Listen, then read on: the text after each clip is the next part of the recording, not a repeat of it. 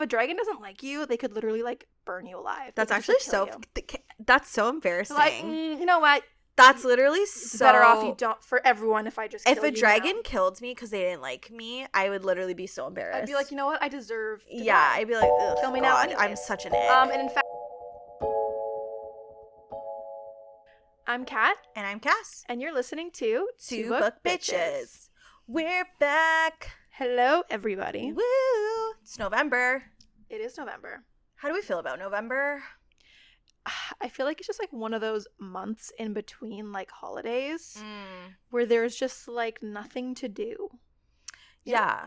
I'm just waiting for like the next thing. Well, if you're American, there's Thanksgiving. We don't do that. We don't do that. Yeah. So November is kind of like a month for us. But it's fine because I need all the time to read because there's so much coming out this month. Dude, there's so much coming out. I have so much on my TBR this month. Like, I'll be busy either way. I just keep putting stuff on my TBR too. Like, that's the problem. Well, it's only a few days from Iron Flame.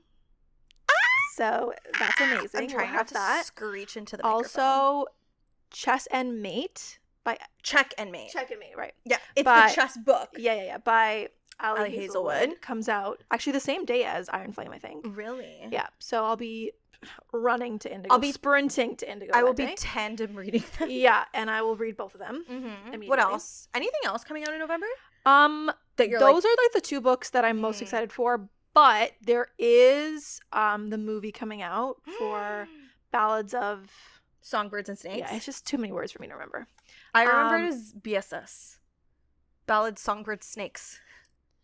Ballads of Songbirds and Snakes. So technically it's BSBS. Ballads of Songs, I just count Songbirds as one word. So I just go Snakes. BSBS. BSBS. Whatever. That's coming out, so I want to read that book in preparation for that movie.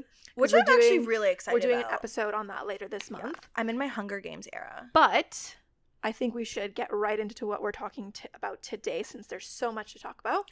It's the highly requested, highly anticipated TikTok craze took the literary world by storm. What are we doing today? Fourth Wing by Rebecca Yarros. So we're talking about all our thoughts about it. We're also doing a full book summary as well. Just in case you need a little like refresh. Yes, before the next book. Exactly. It's like a high level summary, so it doesn't have all the details that we normally go into. Yeah. But I did try, we tried to keep as much of the most important facts as possible. So I think you did great. Thank you. I think you did stunning. Also, I think Kat remembers way more of this book than I do. So if I look confused at any point, it's because I'm also relearning. That's okay. As we go, we're learning together. We're learning together. I'm very excited for Iron Flame, and I'm like excited to like theorize, you know. So let's jump into it. I mean, let's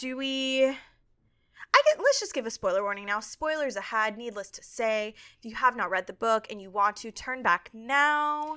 Or don't. Because we're not your moms. And we cannot tell you what to do. Exactly. So, I mean, I guess we could talk about, like, before you read the books. Okay. Like, what was your thought? Okay, so obviously I see this book on TikTok and people are, like, fucking frothing at the mouth for it. And I'm not gonna lie, I have not read a fantasy series that has made me feel the way, like, ACOTAR has made me feel. And people were like, this is the next act. Like, this is gonna make you feel like, la, la, la, la. So I was like, okay, you know what? I'm gonna pick it up. I should have done that because I'm a big mood reader and I just feel like I wasn't in the right headspace to like read that kind of fantasy novel. When you first started. Exactly. So I first read it and I was a fucking hater. I was like, I don't like this. I don't like it at all. I'm not entertained. I was like skimming it. I was like, that world building is trash. Like, la la la. I was so mean. And then I was like, you know what? I'm going to give it another shot. Well, when you first read it, you were telling me how bad it was. And you convinced me not to read it. I was like, okay, well, if you think it sucks, I'm not going to read it. I know. And usually I like a lot of the books I read. Like, it's very rare that I find a book that I fucking hate. And I don't know why I was in my feels. I was dumb. That's okay. I read it. I actually read it. And honestly, I really enjoyed it. Listen, I saw this creator on TikTok, and Kat and I have talked about this before, that talks about like how they wish that Goodreads would have two separate rating systems. So like a rating system for like how much I enjoyed something, and a rating system for like how good it is, because how much I enjoyed this novel is exponential. Like, I loved reading this book. Is it the best fantasy book with the best world building and no, but enjoyment. Yeah, it was super enjoyment. I mean, like, you have time. dragons. Like, what really more could you ask for, really? You know what I mean?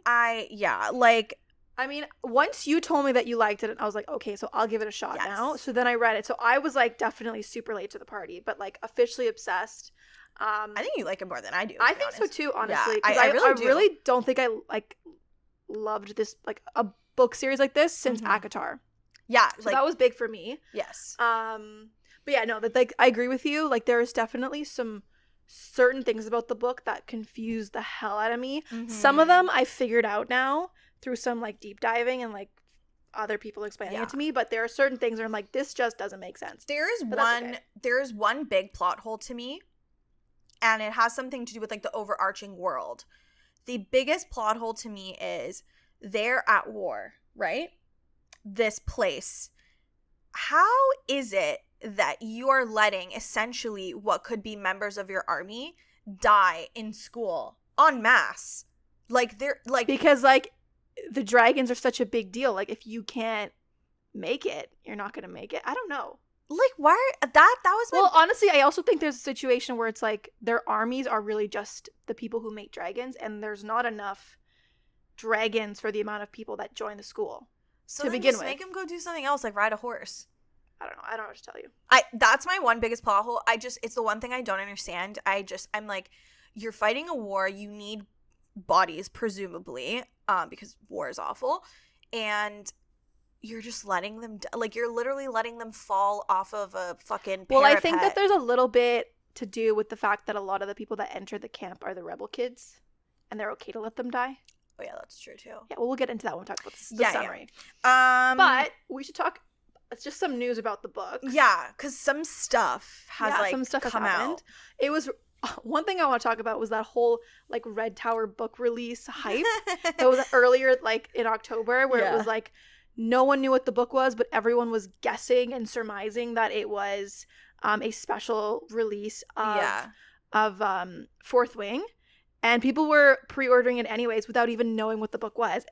Me. Yeah. Raise your hand if you did it. Yeah. Put your finger down if. To be honest, I only had a digital copy of Fourth Wing, so I was if it's a Fourth Wing edition, I would love it, because I really was sad that I missed the edition of Fourth Wing with the sprayed edges with the dragons. So I was hoping that this would be a bring back of that, which it wasn't. It was black sprayed edges, which is still cool, but, like, it'll match. It'll care. Match Iron Flame, which I like. So I did order it, also thinking it was the dragon sprayed edges, but it wasn't. It's just crazy to me, like, how TikTok can just cause something like that. I mean, like, en masse, people were just ordering this book without even knowing what the book was. I think that's a testament to the value of, like, influencers. Like, let's be honest. I am such an influencee. Oh, same. So I am so easily influenced. Like, do you want me to buy something? Like, I will buy. Like, tell me about it for 10 seconds. Like, I'm gonna fucking slam buy. Like, it's fine.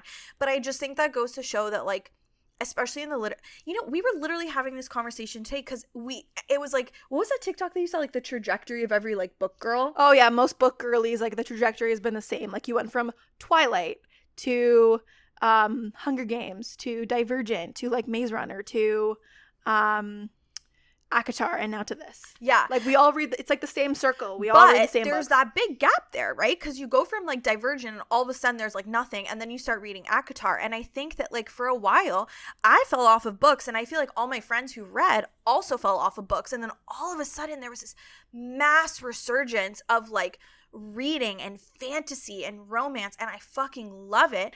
But again, I think that just goes to show, like, the power of the masses and, like, the power of readers. It's true though, because ACOTAR and Throne of Glass are both really old series. They've been around since, like, 2014, whatever, even maybe before that. I would and no one was and that was, like, when I was starving for books and I didn't even know they existed. I would have been in, like, second year university in 2014, and I don't and like, looking back, I'm like, why didn't I, like, pick it up? How did I not know it existed? I wasn't really reading like I am now, and like I was prior to that. So I'm really happy with, like, the hype, the resurgence. I think, like, publishers need to realize, like, the masses have a lot of power. Like, influencers have a lot of power, and I'm fucking here for it. Like, it's great. I'm so excited about this, like, resurgence of books, obviously. Also, what else is the big announcement?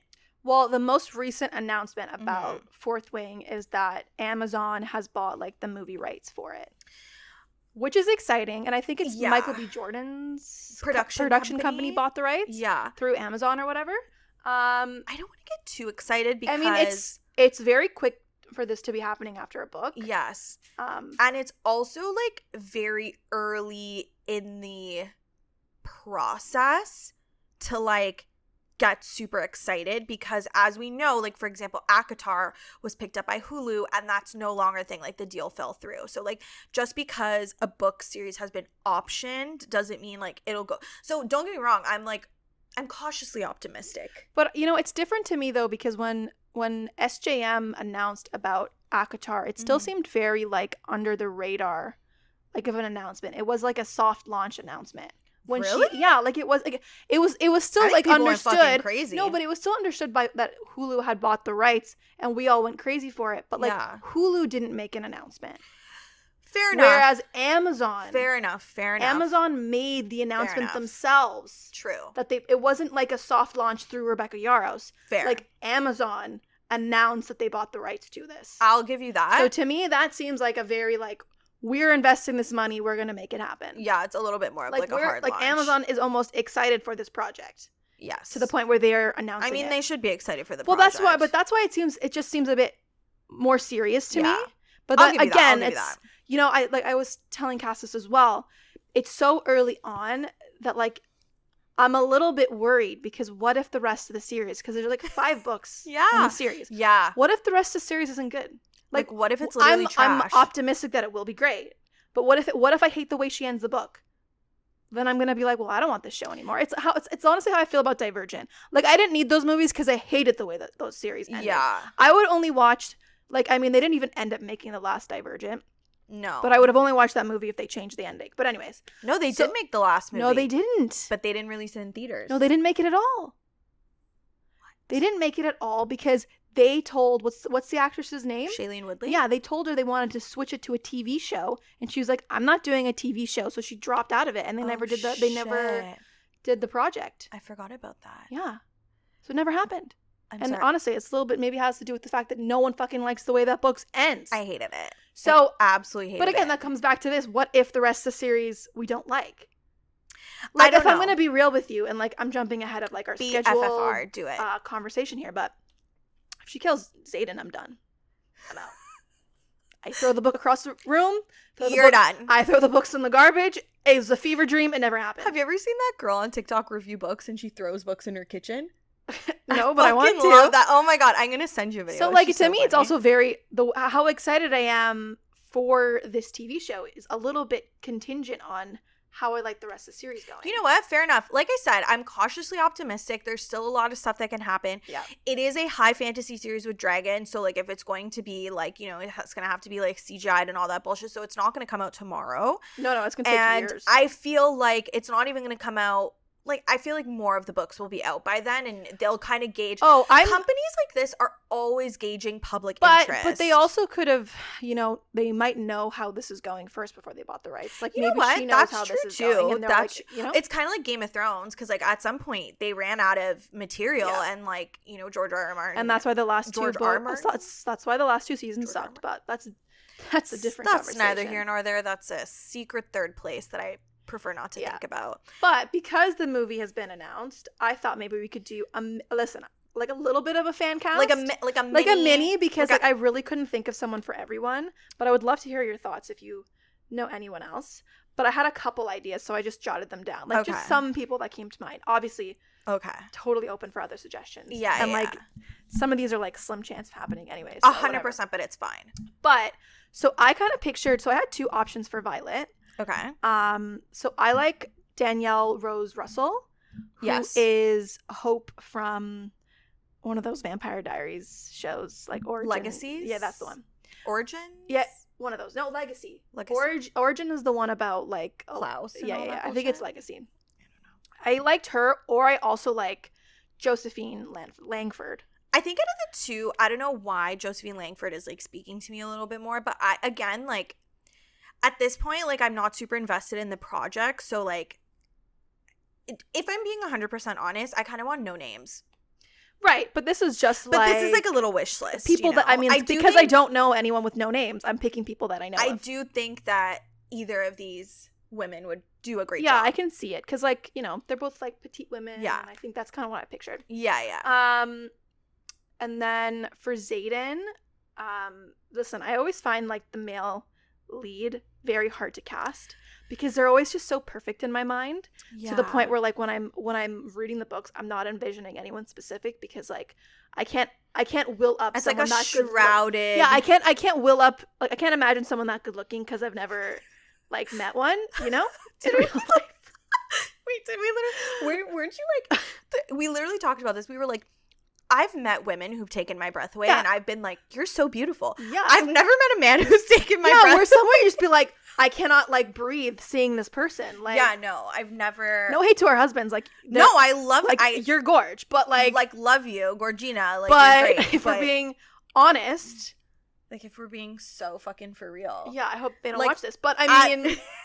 Like, just someone just stops you in your tracks and be like, this is the most attractive person like, I've ever seen in my entire life. Like, I don't think I've ever experienced that. Okay, you know what? Here's the thing. I think my husband is good looking.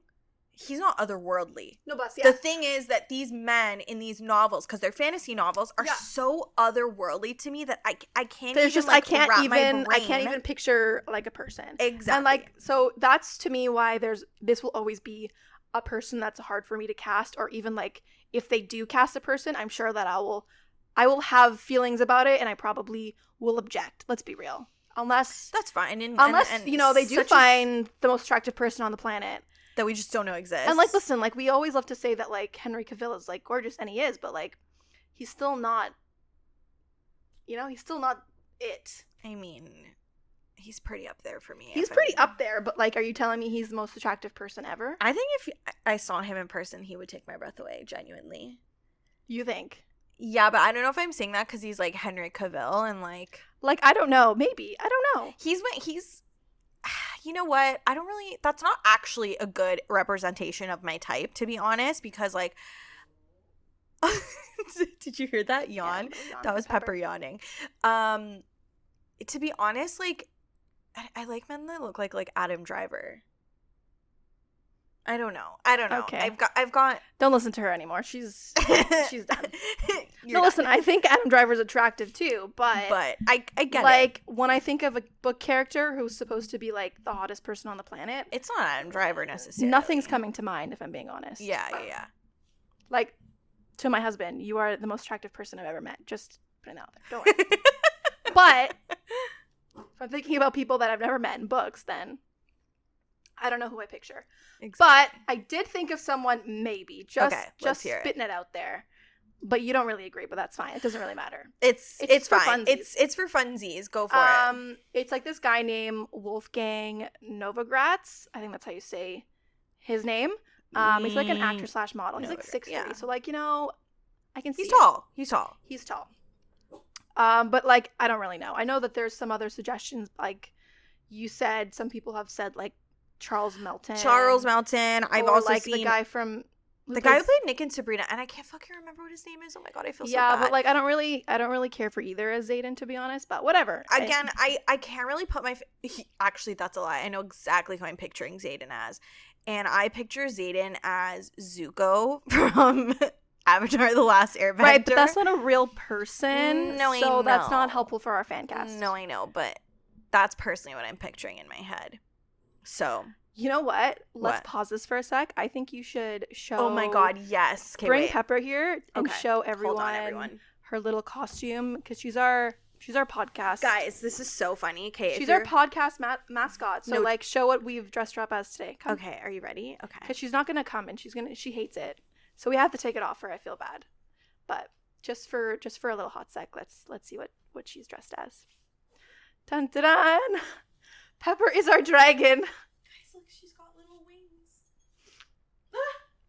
She absolutely hates it. What do you want to say to the people, Pepper? She is toothless today. I know. Doesn't she look so cute in these little, like, wings? Okay, but maybe we should take them off now. No, it's fine. Oh, we're leaving them? Okay, that's why she's growling at us, because she wants us to take it off. She definitely wants me to take off the wings, but like low-key, I'm gonna milk it a little bit. All right, we'll see. We'll see how long until she starts pestering us. Yeah, exactly. As always, she is clearly the star of the show. So, yeah. But anyways, back to our fan cast. Okay, so we did Xaden, we did Violet. Who else we got? Okay, so for General Sorrengail, yes, I have it's Mommy Sorrengail. Yes, I have Lena Headey. Yeah, Heady. Yeah, I love which her. I think is I fucking love her. I would love that. I would love that. Yeah, would absolutely love that. That's a good fan cast. For Rhiannon, I have Tati Gabrielle. Love her. I think that's a great. I also want to throw in the ring the actress who played Queen Charlotte in Queen Charlotte. I believe her first name is India. I don't remember her last name. As well. I do enjoy her though. I have a bit of an unhinged choice for one of the voices of the dragons. Who I'm not even gonna. You're gonna have to tell me how to say it because I don't even know. Okay, let me. She's talking about Sigale. There you go. I was gonna say something wrong, and so I didn't even bother. I put Angelina Jolie because I think that'd be sick. No, that'd be fucking sick. I mean, I don't think not it's gonna happen, but just for funsies. I mean, who would you cast as voice cast as Tarn? Someone with like a very like deep, raspy voice. Yeah, like I was gonna say sexy, but he's a dragon. Like I would go as far as to say like the voice of Darth Vader, but I don't think he's alive anymore. Like, you know, the person who voiced Mufasa? I think his name is James Earl Jones. Yeah, he also voiced Mufasa. Yeah, Mufasa. Is he dead? You know what? Let me quickly look this up. Hold on, I don't want to say someone's dead if they're not dead. I know, truly. Like, putting someone in, like, an early grave where, like, he's dead. I thought he was, but Oh, of course, Angela's being slow. Let's see. Okay. No, he's still alive. Thank goodness. He's 92 years old, though, so, God like, bless. I doubt he would do this, but I don't know, just something like that is what I'm picturing. Yeah, like, deep, like, deep. That's all I'm picturing. Like, really deep. Yeah. I agree.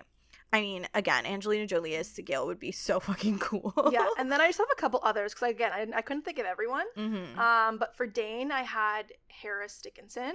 Yeah, love. Liam, I had Danny Griffin, who's in that Winx Club show. Great. And then for Jack, I had Jacob Elordi because I can only picture Jacob Elordi in roles where he's the villain. I think that's really cool. I would love to see Jacob Elordi in like a fantasy show, like release him from the shackles of Euphoria. Like I want to see him in like other things. But that's all I had. So I don't have anything good to add to that because, to be honest, like I remember when we tried to fucking fan cast ACOTAR, I struggled so hard. No, that was also really hard. And it took us so long to fan cast. We literally did it at the very end of the series. So that entire time we were recording, we were going back and forth on this fan cast. Well, even like the person we picked for Reese, we picked Taylor Zakar Perez. Which I stand by. Like, I love, but like... He can play everyone, personally, for me. But I mean, not possible, but...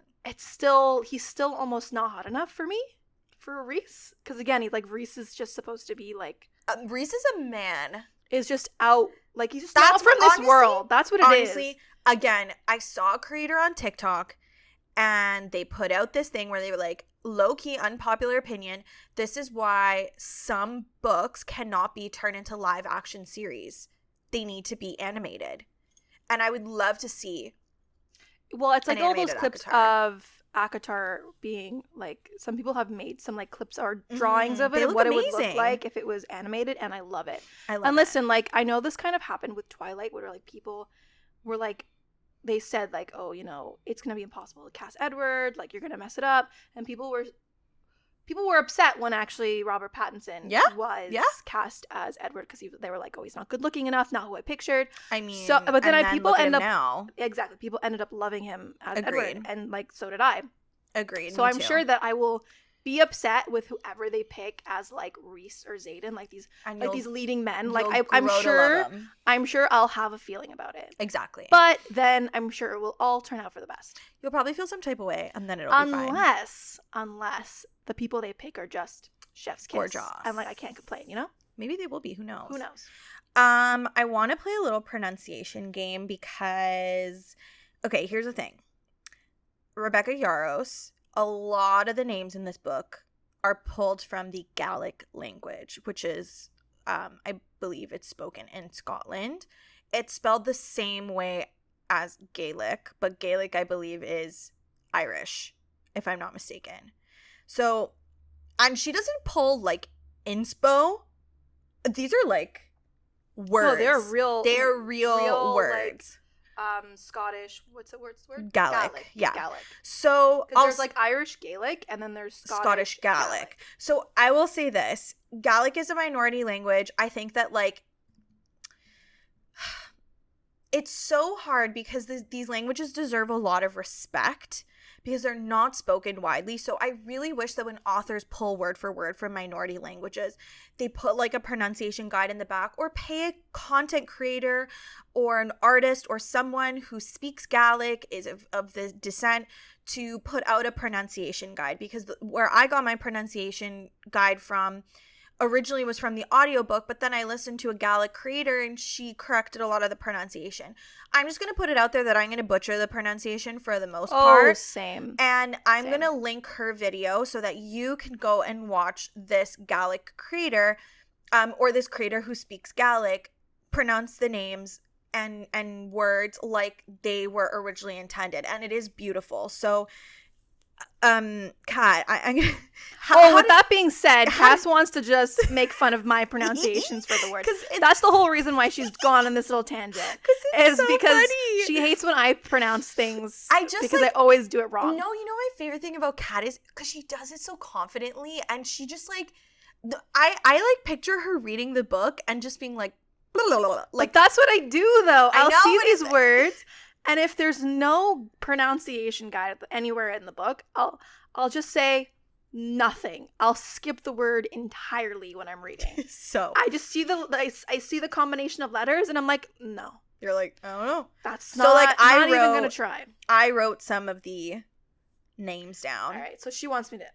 I'm gonna listen. When I repronounce them, I'm pronouncing them wrong because I'm pronouncing them the like American spelling way. I'm gonna try my best to see if I remember some of the Gaelic pronunciation, but I'm probably not gonna do a great job either. So without further ado, here we go. Watch Cass make fun of me. Exactly. Okay? So the first one is the name of the school. Yes.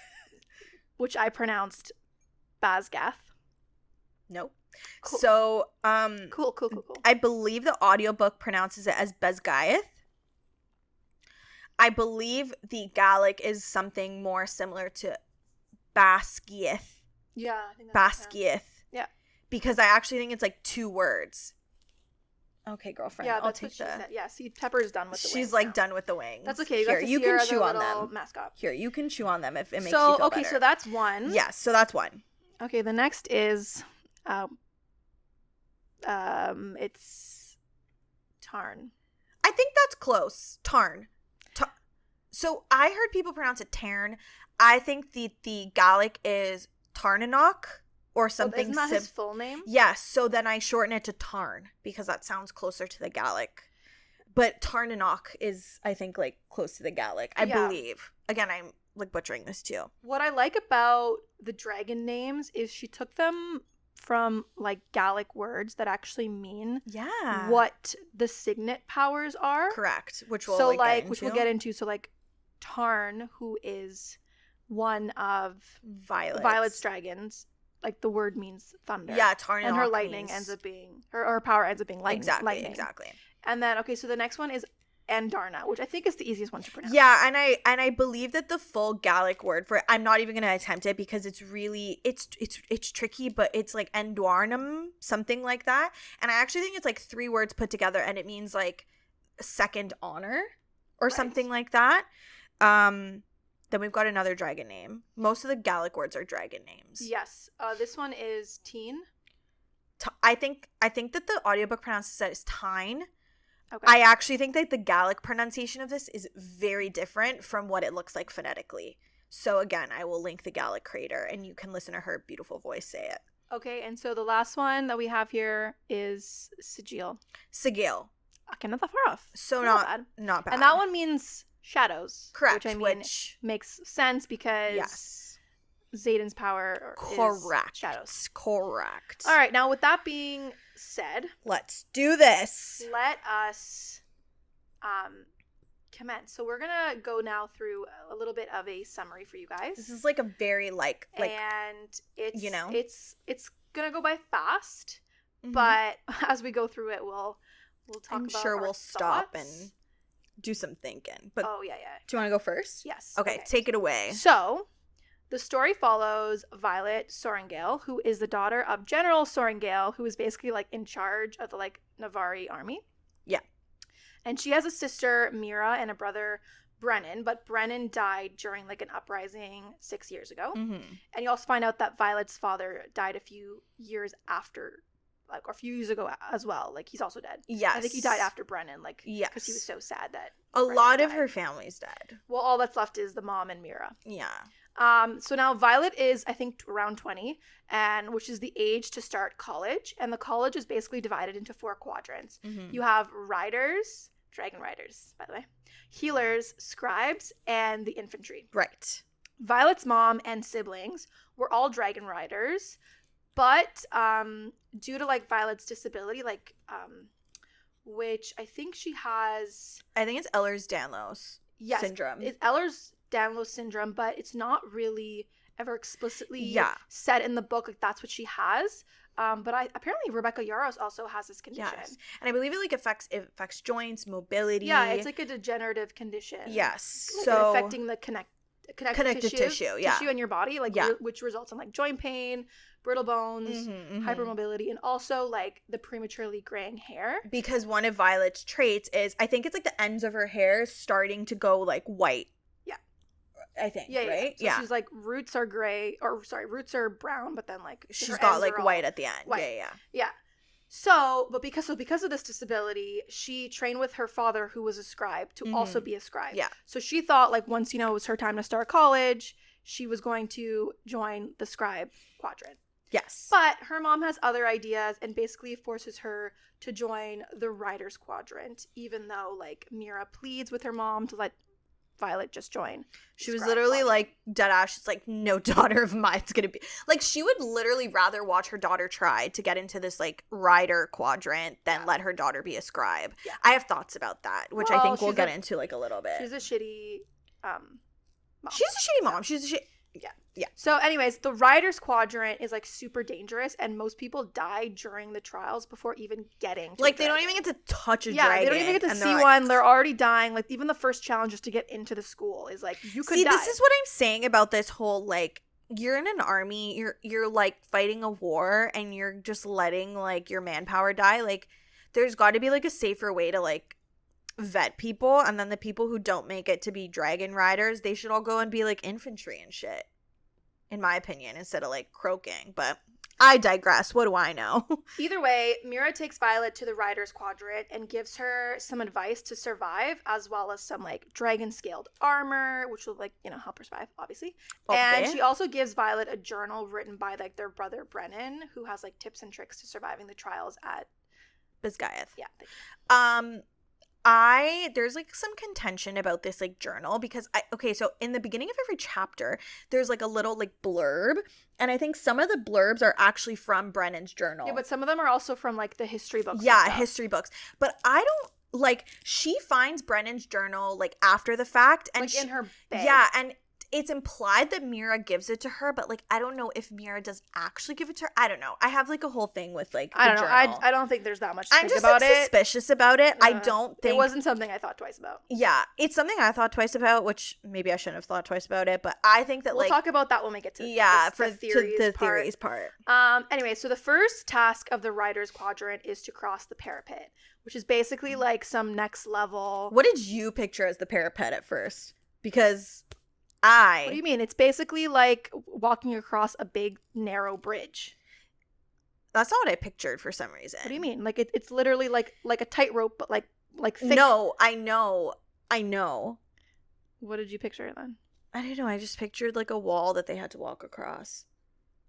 I don't know. I didn't like a wall. I don't know. For some reason, when I was like reading this parapet part, I'm like, what's the big deal? They have to walk across something.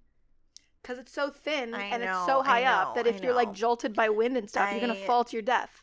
I know. I skimmed this parapet part. I'm not going to lie. Either way, on the steps up to the parapet, Violet meets Rhiannon, and they're like quick to become friends.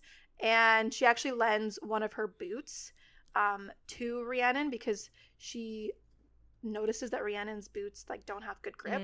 They're like very slippery, and since the parapet's gonna be slippery as hell since it's raining, she's like, here, let's switch boots. So now they both have one slippery boot and one good boot. So also, yeah, can I just say something? Okay. Doesn't the storm literally whip up just as like Violet starts crossing? Yeah. What's her mom's signet? I don't know. Storms.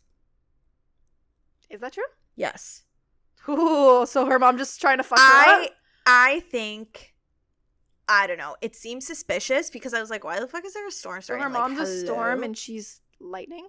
Yeah, pretty much. Like, her mom has, like, storm powers. I literally think her mom's dragon's, like, name translates to, like, storm. Like, deadass. That's rude. I or, don't like, know weather what she has or something like that. Daughter, like. Yeah, I think Violet's mom whipped up the storm. She's not a very good mom. Let's just say that she's not super, like, fuzzy, feely with Violet.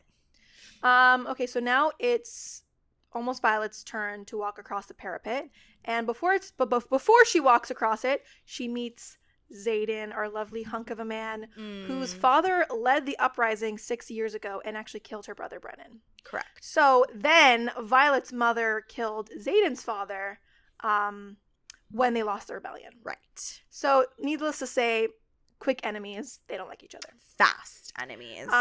And just a side note that, like, all the children of the rebels who are part of this uprising are called, like, marked ones, and they're forced to join the Riders Quadrant since most of them will die in the trials anyways. So, like, I guess that's, like, their hope. They're like, well, all the traitors' kids, we let the traitors' kids survive, but we will find creative ways of killing them later on. See, like, this to me is dumb because some of the traitor kids will make it. Then you have kids of the rebels in your ranks. And they're of high power with these dragons. Like, it's not, like, easy for them to form another rebellion. Like, they're not really thinking.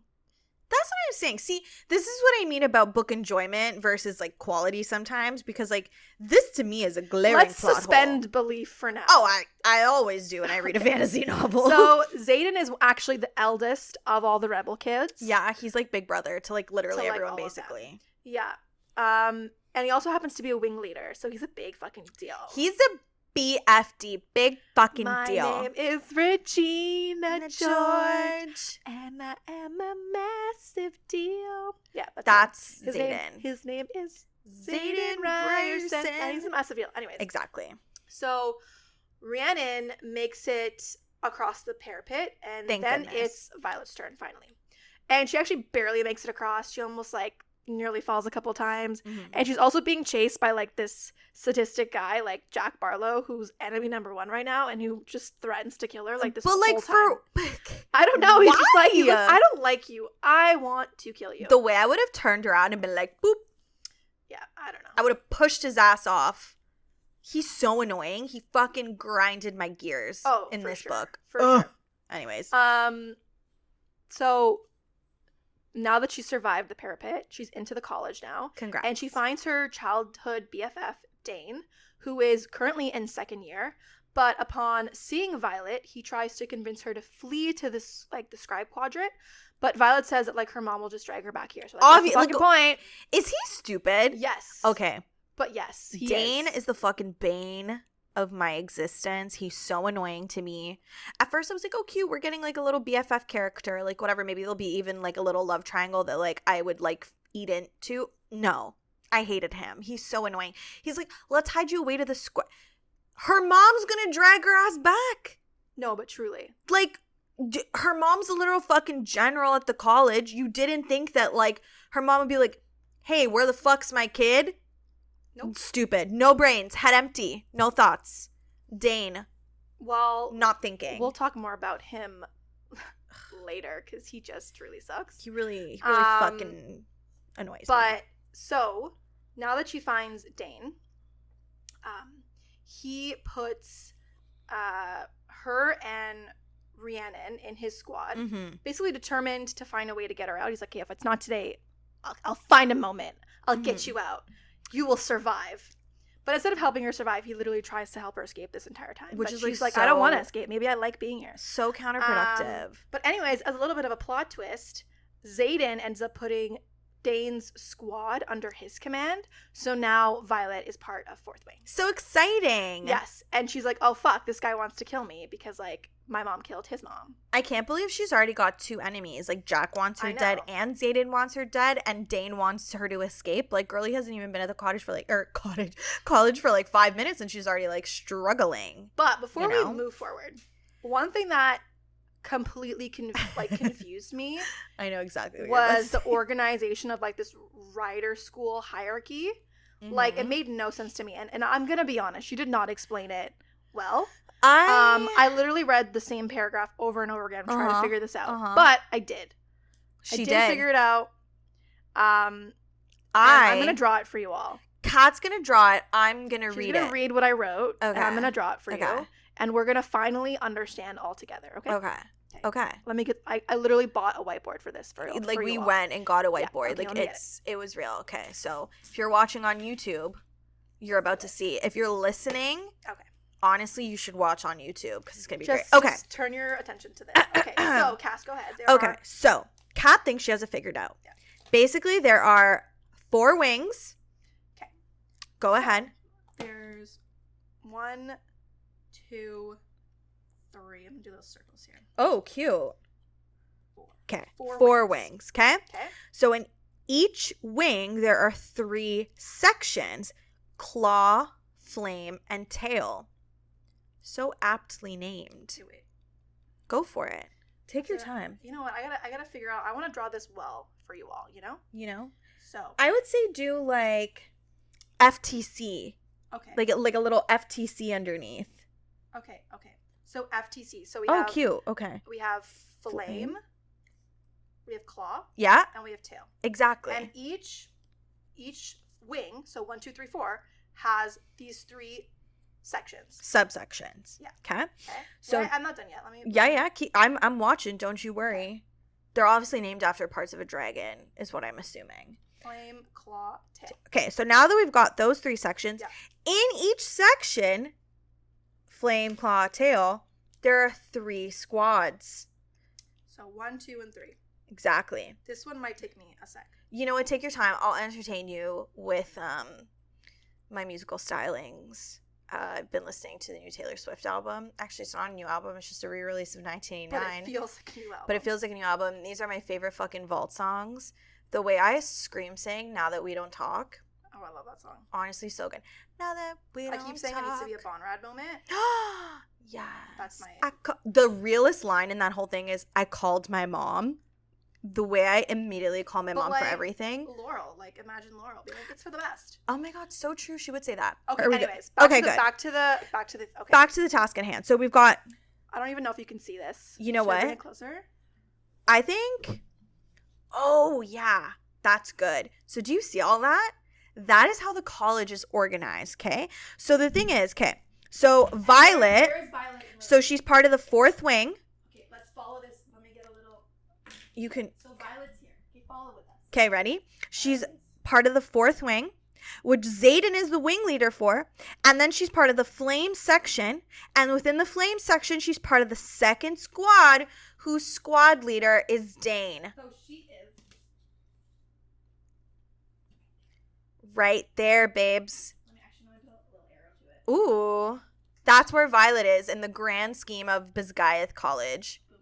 It's actually fucking crazy. That's entirely too many. There you go. I figured it out, and I'm so proud of myself. You know what? I'm proud of you. I just feel like that's too much. I completely skipped over this part of the book, if I'm being honest. I said, you know what? I don't give a flying fuck what fucking wing section she's in. But I had to know. I had to know. I do not care. I had to know. I don't care. I had to know, and I'm so happy that I know now. Boom, mic drop. I know. I'm happy that you're happy, and I'm happy for you. And you know what? It was really entertaining to watch you draw that out. I'm not gonna lie. That was great. Thank you. Okay. Anyways, okay. Now we know where Violet stands in this college. Exactly. So classes start, and Violet is good at the academic portion because she's been trained to be a scribe. Right. But she's getting wrecked by the physical portion. Honestly, she's so me. Yeah. So, like, they have, like, these, like, sparring matches, and she actually starts poisoning her opponents before their matches just in order to like win and beat That's them. actually so fucking funny. And I mean, like, savvy, like go you, like that's smart. fine. That's fine. Yeah, and one night Violet's going out to collect herbs for her poisons. Yeah, she's just scavenging. And she spots Xaden and a group of rebel kids like gathering. And apparently the rebel kids are meant to gather in like groups of more than 3. This was actually wild to me. Which is like weird to me, but like I guess you find out the reason later, and I'll just say it now before, or else I probably will forget. Mm-hmm. But it has something to do with like there's like a leader, I forget his name now, it's escaping me, but there's a leader whose dragon basically allows him to have the ability to see like the way a battle will end before it even happens. Oh, isn't he one of the teachers or something? No, he's like not that? a teacher. Like he's like he's higher than General Sorrengail. Like he's above her. But I forget what his title is. Okay. Yeah, so his dragon allows him to see like how a battle will go. Right. But apparently if the rebel kids are in groups larger than 3, he can't see how the battle will end. I'm so fucking sorry, Alice Cullen and the werewolves. I was like, oh, fucking okay, like whatever. This goes back to Twilight. It's like a blind spot for him if these kids are like in groups of more than 3. Apparently, that's how I remember it. Anyways, like I could be wrong, but I don't think so. You know what? That sounds right? And it's so funny because that's literally like Alice being like, I can't see the werewolves. Yeah, he's like, I can't see the rebel kids are hanging out. Like, it's such an unhinged. And why like 3? I don't know. So anyway, so you're telling me in battles there's a squad with no more than 3 rebel kids at a time? I didn't think about it that much. I don't know. Sure. Maybe they don't. Maybe they haven't come across that problem. Well, you know what? They haven't though, because if Xaden is the eldest of the rebel kids, okay, and the eldest boy. No. But think about it. All the rebel parents are dead. So they're done. Dead. So all the rebels that are left are the kids. Yes. Who are not rebels currently. Right. That we know of yet. But technically, if you think about it, I'm thinking. Right. If Xaden is the eldest, he's 3rd year, I think. Yes. So he hasn't been in battle yet. So technically it hasn't been a problem for them yet. I see. This still seems like a plot hole to me. Maybe they'll divide them enough at the end of it so it's not an issue. Seems like a plot I don't know. We're going to remember unless this. I'm telling this all wrong. No, I mean, that seems great. I think you're right. Then maybe it isn't a plot hole, but that's how I remember it. That's how I'm going into the next book, remembering it have happened. That's fine. And until we learn otherwise, that's how it's going to be. Yeah, I'm leading you all astray, if anything, but no, it's we'll fine. be astray together. It's like the blind leading the blind. I love being astray. It's my favorite thing to do. Anyways, back to her seeing this group, but there are more than 3. Oh, dangerous. Shocker. And she's considering reporting them. But what a narc.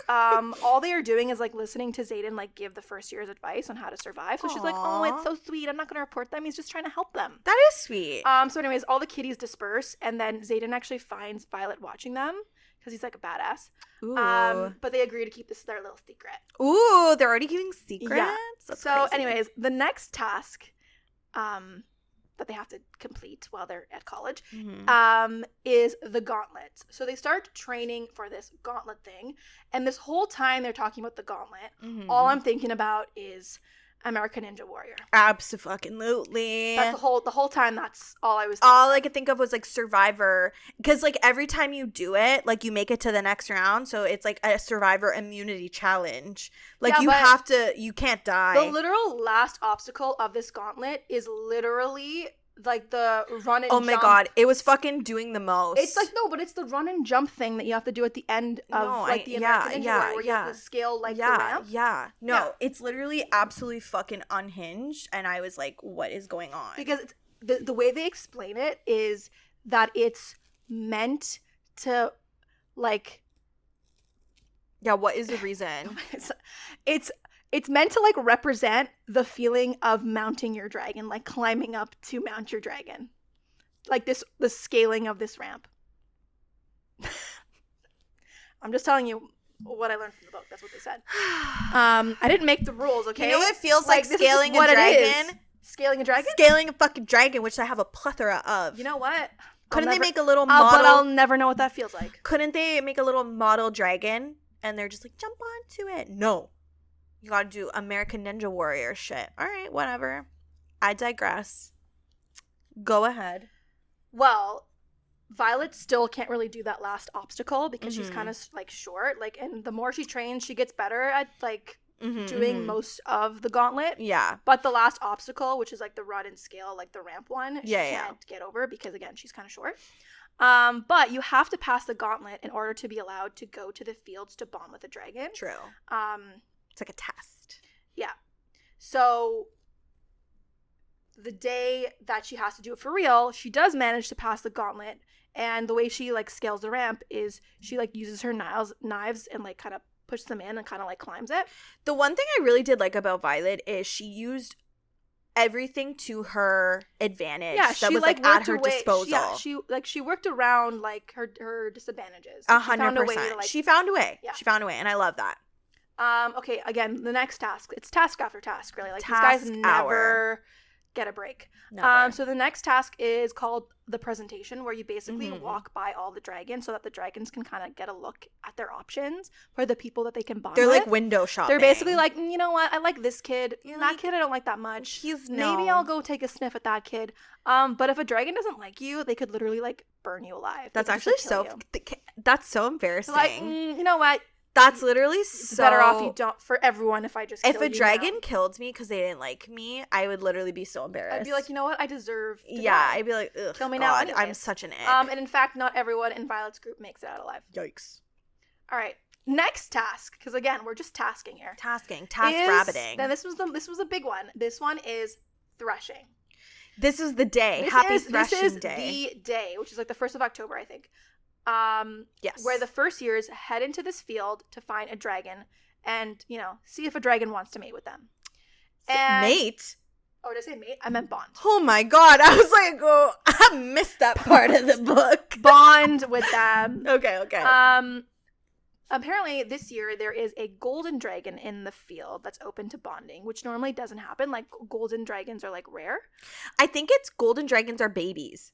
Yeah, but you don't know that yet. Don't jump ahead. Ooh. Don't. Okay. They don't know. Golden dragons are very I did forget rare, about that. Okay. and they don't know much about them. Yes. Because they hardly see them. Yes. And they normally don't bond. Yes. Ever. Yes. Okay. Ignore what Cass said. Redacted. For now. I mean, we do find out that later. Yeah, you literally find it out. Anyways, she overhears Jack and 2 other guys talk about wanting to kill this dragon, since like the golden dragon is so small and therefore the weakest link. And Violet is determined to find the golden dragon first, in order to protect the dragon. But so nice. Once she finds the dragon, she tries to get the dragon to leave, but the dragon doesn't listen. The dragon's just chilling in the field, being like, no, I want to stay. It's like, I like you. Then the guys find her, and Xaden also shows up, warning this trio of guys not to hurt the dragon. But upper years aren't allowed to intervene in threshing. They can only watch. So he kind of just stays in the sidelines, like watching Violet as she starts fighting off these guys. She manages to throw a dagger at Jack. Fun. Striking him in the shoulder, and then like a coward, he runs away. Bye.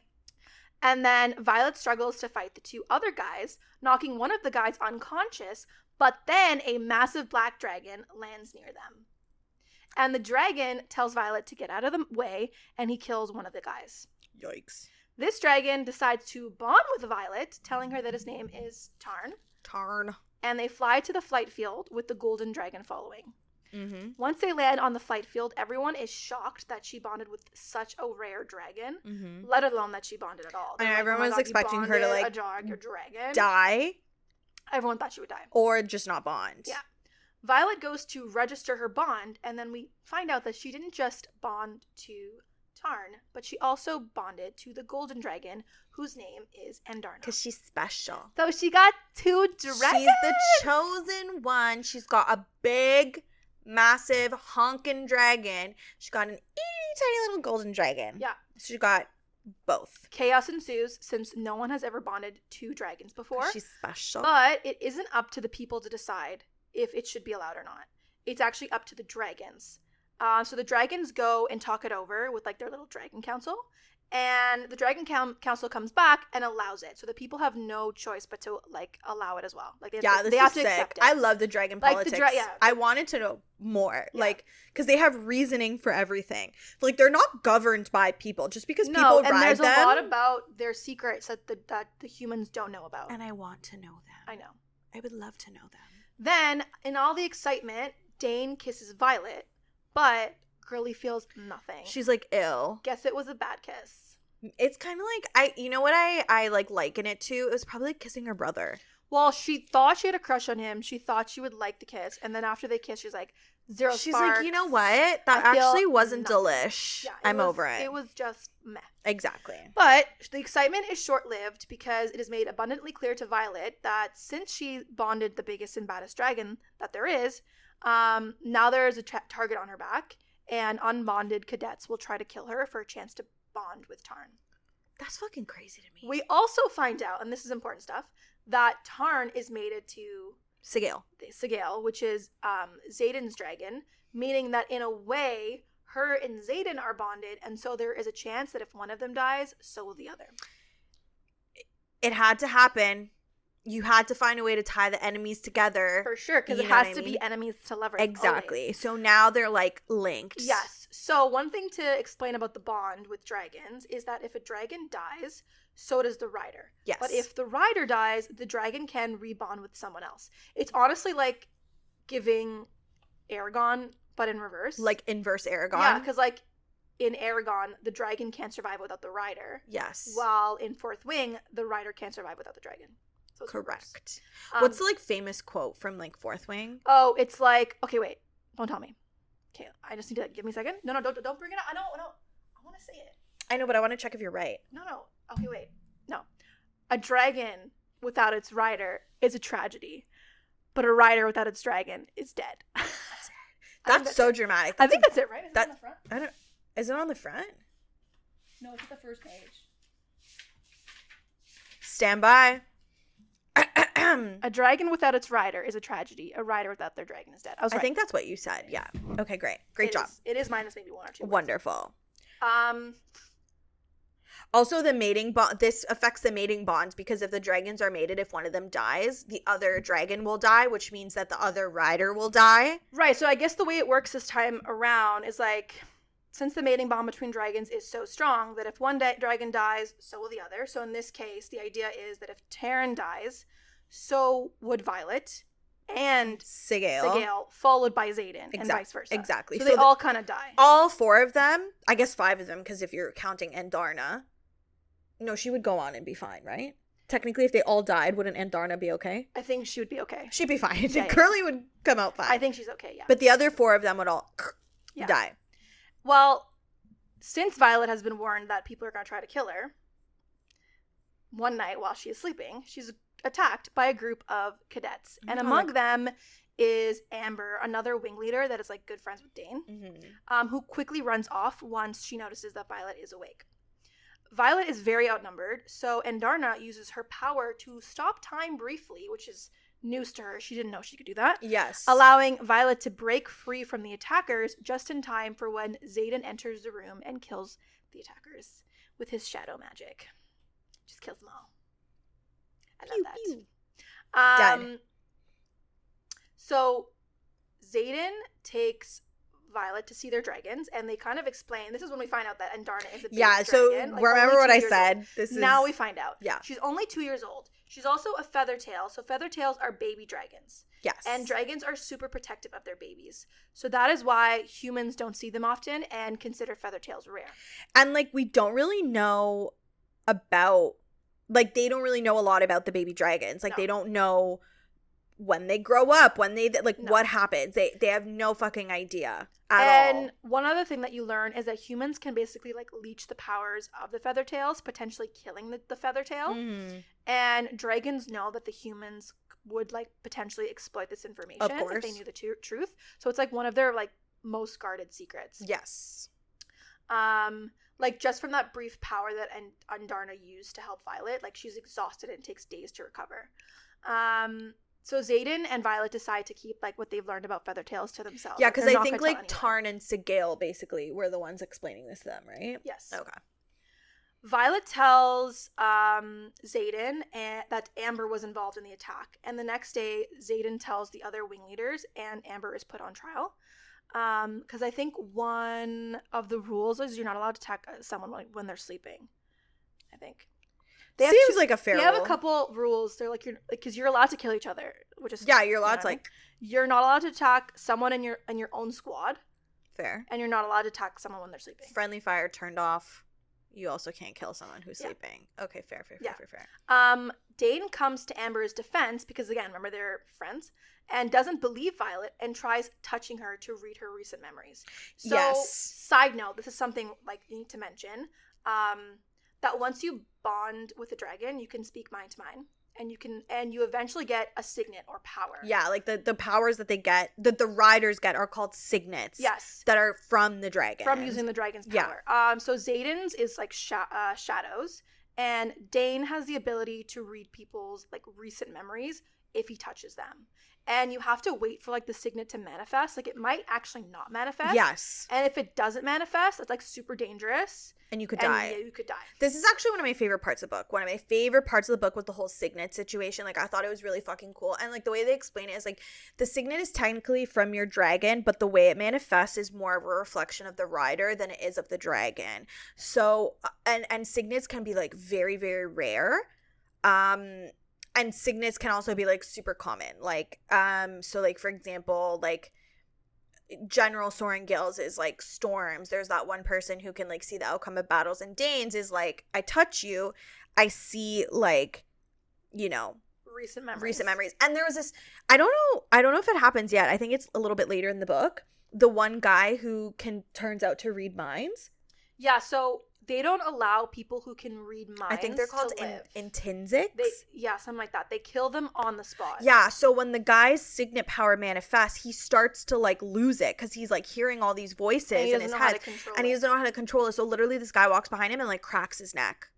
Yeah, like breaks his neck. Yeah, they don't allow that power to survive because it's, like, a liability to them. Because, like, if they read someone important's mind, like, no one's safe. This is very suspicious. Of course it's suspicious. So you're telling me you don't let the people who read minds, like, exist in the, like, what are you guys hiding from the public? A lot, probably. I digress. And at this point, Violet's signet has not, like, shown up yet. Right. But anyways, back to the point here, we're talking about Amber, and Dane tries to read Violet's recent memories, but Violet does not want him to touch her in case he, like, you know, sees her memory about Andarna, and she doesn't want him to know anything about Andarna. Mm-hmm. So instead, she, like, backs away from him, and she tells Tarn to send, like, her memories to the other dragons. That way, like, the other wing leaders can, like, see the truth. Yeah. And so they see the memories, and Amber is then executed. Yeah. Xaden then assigns his foster brother, Liam, to guard Violet. Which, like, he basically starts following her around like a puppy, and this kind of, like, annoys her. But she can't help but start to like him because he's kind of like a golden retriever. He's so I love Liam. Yeah, so do I. He's amazing. He's so sweet.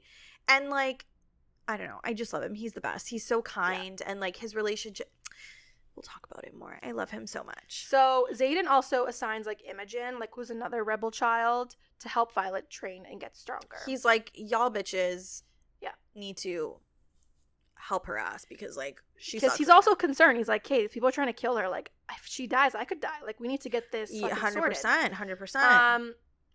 Flight lessons start, but Violet is struggling to stay on Tarn because he's this massive dragon and she's this tiny little human. Mm-hmm. And she constantly, like, falls off of him. This was wild to me. She's always falling off him, and then he'll like grab her with his claw. Like he always manages to catch her, which is like super nice of him. I'm like, he could just let her die. Like a lot of the times, some of the other dragons, like if their rider falls off, they'll be like, okay, like, I didn't like you anyways. But like he likes her a lot, so like he saves her. That's fucking crazy. But she keeps falling off to the point where he starts using his magic to keep her on. But Violet doesn't want him to do that because she wants him at his like full power. Yeah, she's like, you can't. One night though, Violet wakes up to the feeling of literally being so hot and bothered, like she's feeling like the desperately needing to be railed. And it turns out that Tarn and Sigale are having sex, and she can basically feel it. Like, she can feel her dragon being turned on, so she's turned on. And this is honestly, this was probably one of my favorite scenes in the books. I just thought it was hilarious. Like, it's just hilarious. I can't believe that this is, like I get it. And I'm pretty sure I've read this, like, trope in, like, other books where, like, oh, in fucking, what's it called? What? From Blood and Ash. Didn't we say, like, who's the guy? Kieran? Who's he feels when Poppy and Castile are like, because he's close with Castile, something I like don't that. I don't know. Book. But anyways, I thought this was fucking crazy when this was happening. I was like, you're telling me that her dragon is fucking Sigale. Correct. That is what's happening. How do dragons have sex? I'm assuming similar ways as like other animals. Because I'm not gonna lie to you, like mounting him from behind. Maybe? Sure. However, whenever I picture a dragon, smooth in that area. Smooth. In their genital area. So you don't think a male dragon would have a penis? I'm sure they would, but they magically hide it. Because in my head, when I picture a dragon, smooth. Smooth. Okay, sure. But maybe we just don't picture them having sex. I mean, like, get your rocks off, Tarn. Good for him. With your mate. He loves his mate. What are you going to say? So do they make little eggs? Like, yes. Do Tarn and Sigale have babies? I don't think they've had a baby. I want them to have a little dragon baby. That's so cute. Like a little egg. You find out, I think you find this out later, or you might have found it out when we learned about Andarna. But like, she was a baby. Like, she's only 2 years old. Right. And her parents are dead. Oh, so yes. She's kind of like, so Tarn and Sigale kind of look after her. Are like her mommy and daddy. Yeah. Cute. Like, they're not, because Violet thinks they're like, oh, is this your baby? And they're like, no. But we look after her. Okay. Yeah. So anyways, her dragons are having sex. She goes outside in an attempt to cool down. She's like, because she's like also very physically hot. And she runs into Xaden. Of course. And he's kind of like, listen, you kind of have to figure out a way to like turn your dragons out, like tune them out, or else this is going to happen to you very often. But I guess he's still also a little turned on because their dragons are fucking and they start making out. And what else is one supposed to do when your dragons are fucking? It's great. It's a good makeout scene. Yes. But Xaden breaks it off before it can go any further. Right. Boring. I think there's like a little bit of like a storm brewing. Like there's lightning and he just like catches them her off mom. guard. No, it's her. Oh, right. You don't know it at this point, but it's her lightning, and he also at this point kind of suspects that it's her lightning. Oh my god! So this kind of like breaks him out of his little trance, and he's like, "Oh shit! You know what?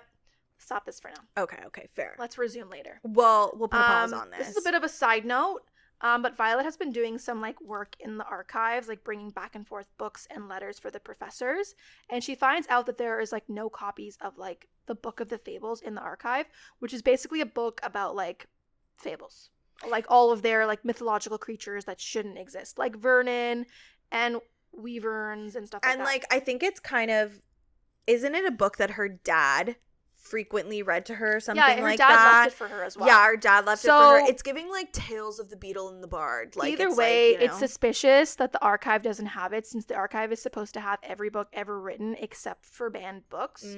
So she's like, wait a second, is this some kind of banned book that I didn't even know was banned? Of course, with the banning of the books. Fuck. Okay. So there are still sparring matches going on, and Violet is finally paired with Jack, which is no good because he wants to kill her. So she's like, I knew this day was coming. Fuck. Violet knows in advance that she's going to have to fight Jack. I think they pick, right? And No, she doesn't pick. No, Jack picks. And didn't Jack pick her? No. Oh, someone else picked. No, so This is one of the tips and tricks she gets from Brennan. Brennan tells her in like her book that there is a sheet where they put what matches are going to happen in advance, and most people don't know where this like posting is. It's like kind of hidden because you're not really supposed to know where it is.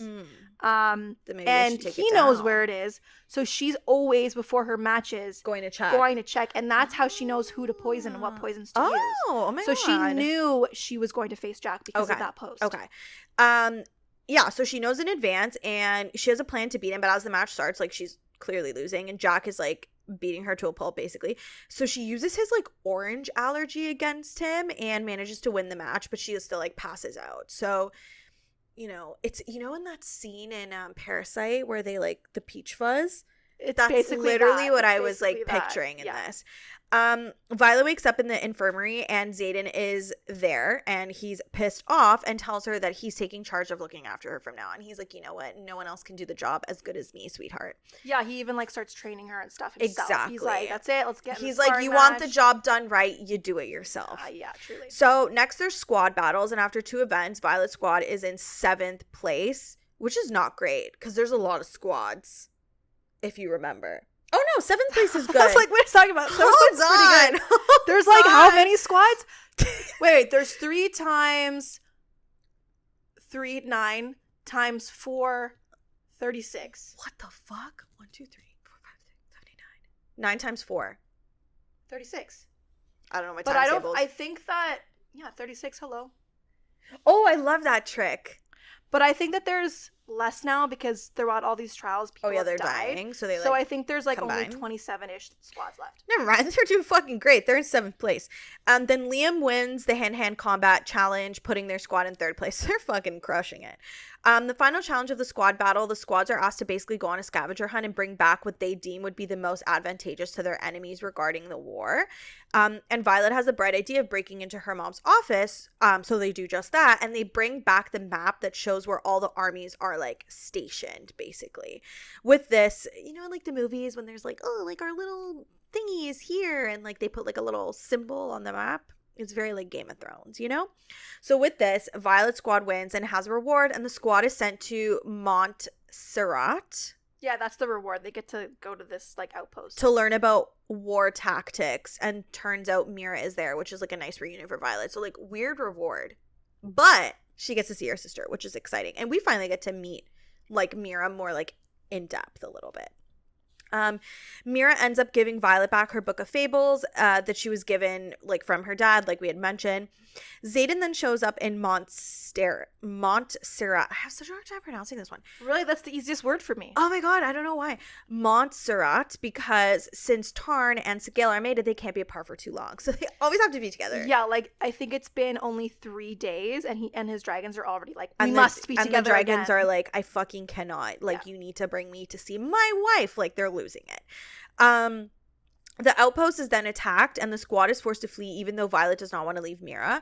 We find out later that Mira survived the attack on the outpost. Thank goodness. And I believe her power's like shielding.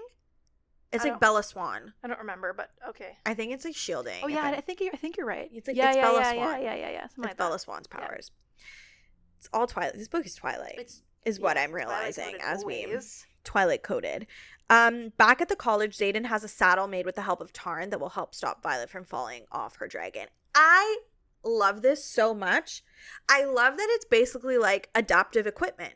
But also, why isn't that allowed for like everyone? I know, seems silly. Like, why do you have to like ride a dragon bareback? Yeah, like it shouldn't be a barrier. Like it should just like be a thing. Like have a saddle, babes.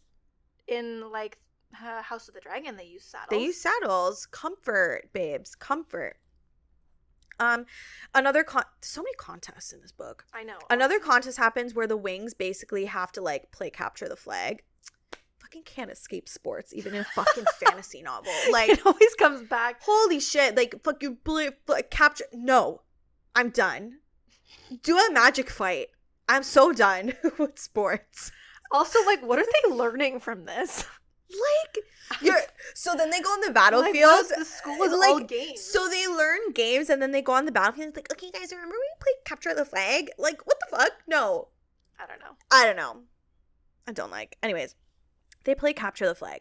One team has to defend the flag while the other team has to capture an egg. Yeah, that's very much like war. Amazing. Oh my god, this is like Harry Potter. The trials. A little bit.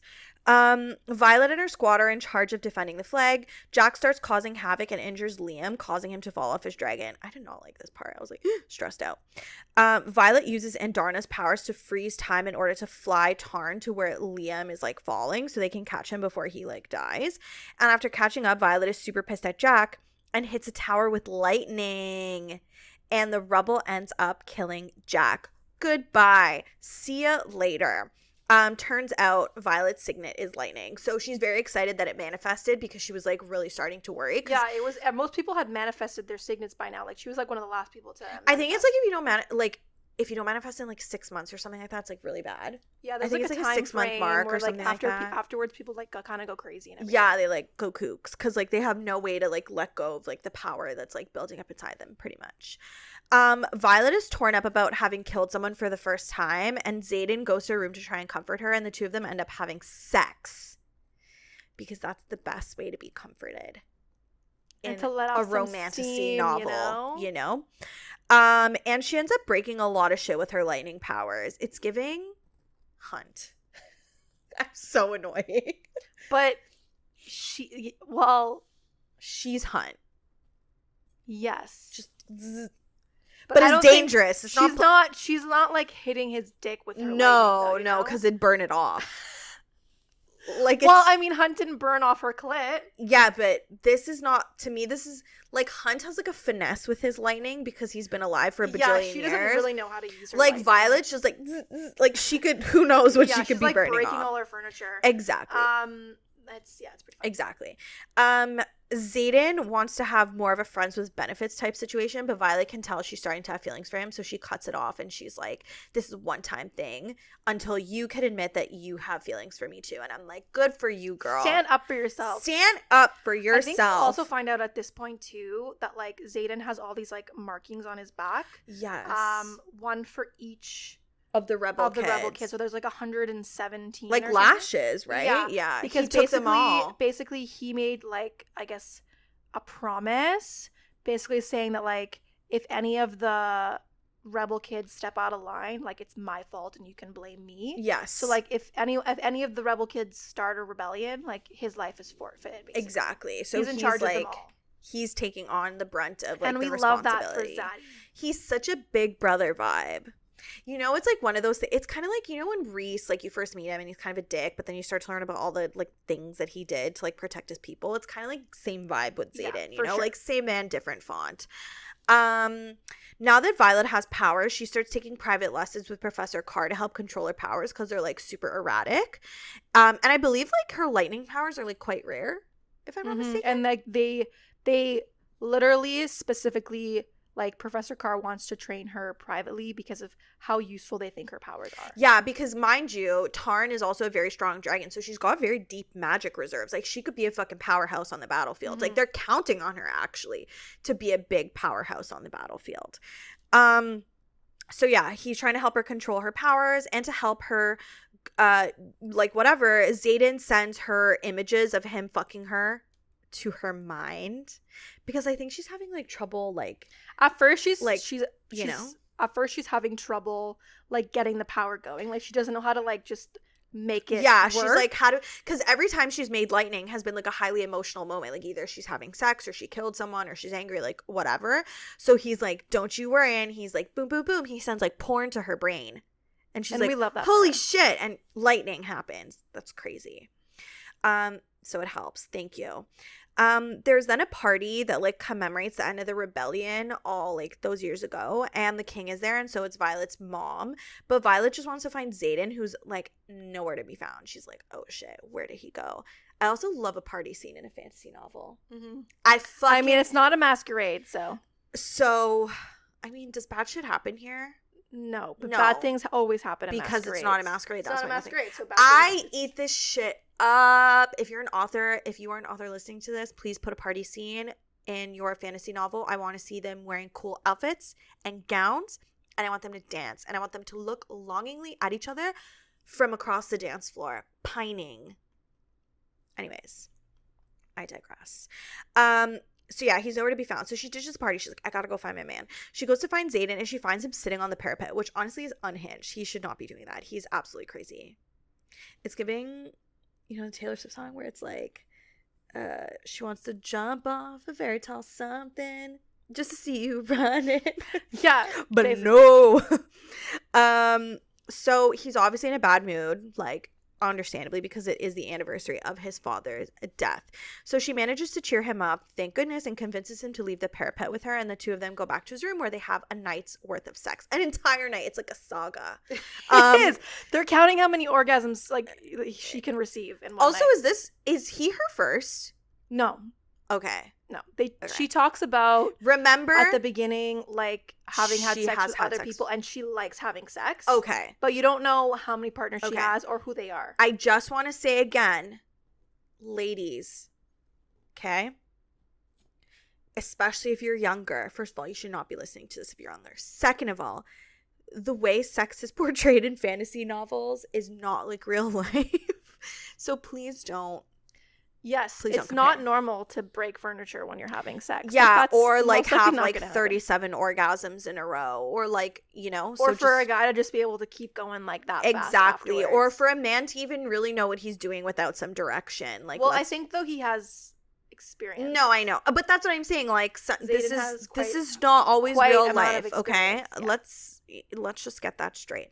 Yeah, so great. They have a night's worth of sex. Violet's lightning powers still manage to break shit, including the window. So, like, clearly Bisguyet's furniture bill skyrocketing. They're like, what the fuck? But also everyone knows when they're having sex, basically. That's actually crazy to me. Like, everyone knows. No, literally everyone knows. Like, it's not a secret in the slightest. Like, No.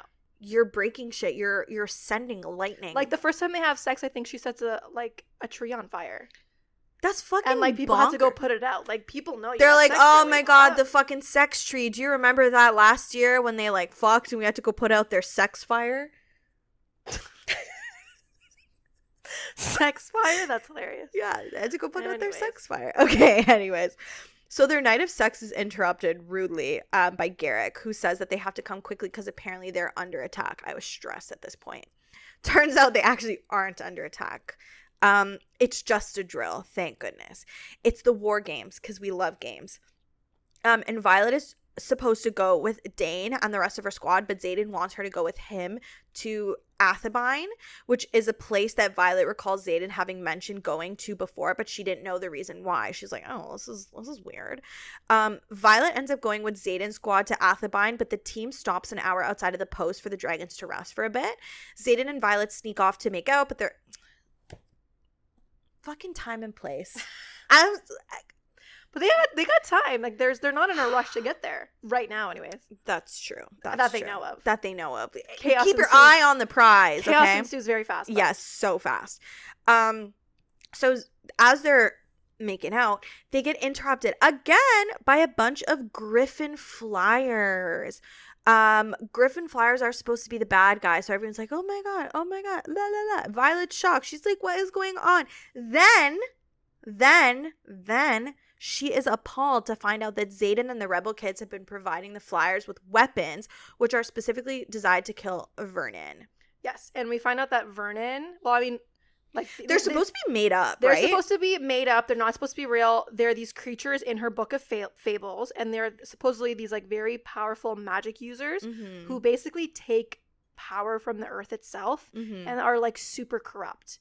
And the Vernon ride these things called, like, wyverns. Yes. Which are dragon-looking creatures, but they have 2 legs instead of 4 because their front legs, where their front legs should be, the wings. They're just the wings. So they kind of, like, walk on their wings, you know? Right. Which, if you think about it, most of the dragons in, like, thank you that House we of the see Dragons and are stuff weavers. Are like that. Like, House of the dragons Are they don't, their front legs are their wings. They go like this. Yeah, they don't have, like, 4 legs plus wings. I was shocked. Because, like, a 4 legs with wings is basically Pepper with her wings, right? It's exactly. Like Pepper. The 4 legs with wings is Saphira from Aragon.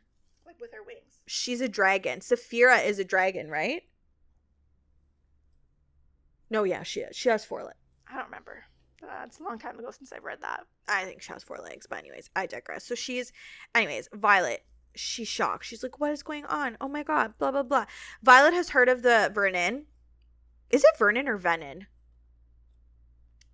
Oh, is it Venon? Maybe it is Venon. Oh You my know god, that's such a good catch for you. Yeah, okay, because I was like saying it, I'm like, something sounds wrong. It's Venon, guys. It's Venon. It is Venon. I just spelled it wrong everywhere. No, because you know what it reminds me of? It reminds me of the word vermin, but it's not vermin. Yes. It's Venom. It's Venom. It's Venom. It's Venom, like veneer, venom, you know, all that bullshit. So yeah, she's heard of the Venom and Wyverns from the Book of Fables, but they were supposed to be things of legend and not real. So she's like shocked. Violet feels super betrayed by all this information and can't believe that Xaden has been lying and keeping all these secrets from her. She even gets like more pissed off to find out that Tarn and Andarna knew about this all along as well. Like all the dragons are in on it. The Griffin Flyers are only there to warn Xaden about Venom in the area since they weren't supposed to meet Xaden's squad until later for a weapons drop. So clearly this has been going on for like a long time. The Griffin Flyers leave to defend one of their the villages in Razan, I don't know, from a Venom attack. The squad arrives at the outpost at Athabine, but it is abandoned and they find a note from Colonel Ados? Sure. That's Dane's father, saying that it's their mission to survive if they can, and they realize that they've just been sent there to die. Wild. The missive says that it is a test of Xaden's command and that they have a choice of abandoning the village of their enemy or abandoning command of his wing. If they leave Athabine now, they will make it to the new location of the headquarters for 4th Wing for the war games, but if they leave the trading post of Razan, and the village will be destroyed. So the group has a decision to make. Xaden and Violet realize that Dane must have read her mind by touching her. Asshole. Seeing the memory where Xaden talks about him having gone to Athabine. So they're like saying like that's how they know. The group decides that they want to help fight the Venom and save the village, but they also want to know what the fuck the Venom are looking for in Razan. Violet instructs Andarna to stay behind and the battle begins because she's just a baby. She's just a baby. The battle begins. This part was very confusing. Yes, and I was confused when I even wrote the summary for this. You know how we feel about battle scenes, okay? We don't know what's going on when we're reading it. Visually, I'm lost. Especially when there's flying components. I'm lost. I don't fucking know what's going on. And I was very lost. So lost. Where is everyone? I don't know. But yes. The battle begins. The Venom and their Wyvern are like super overpowered, and even with Xaden's squad and the Griffin Flyers, like they're getting fucked up. Like they are not doing well. They are not thriving. They are not surviving even. In fact, they're actively dying. Liam's dragon and like the kerfuffle of the battle dies while trying to protect Violet and Tarn, and this causes Liam to die as well. Ugh.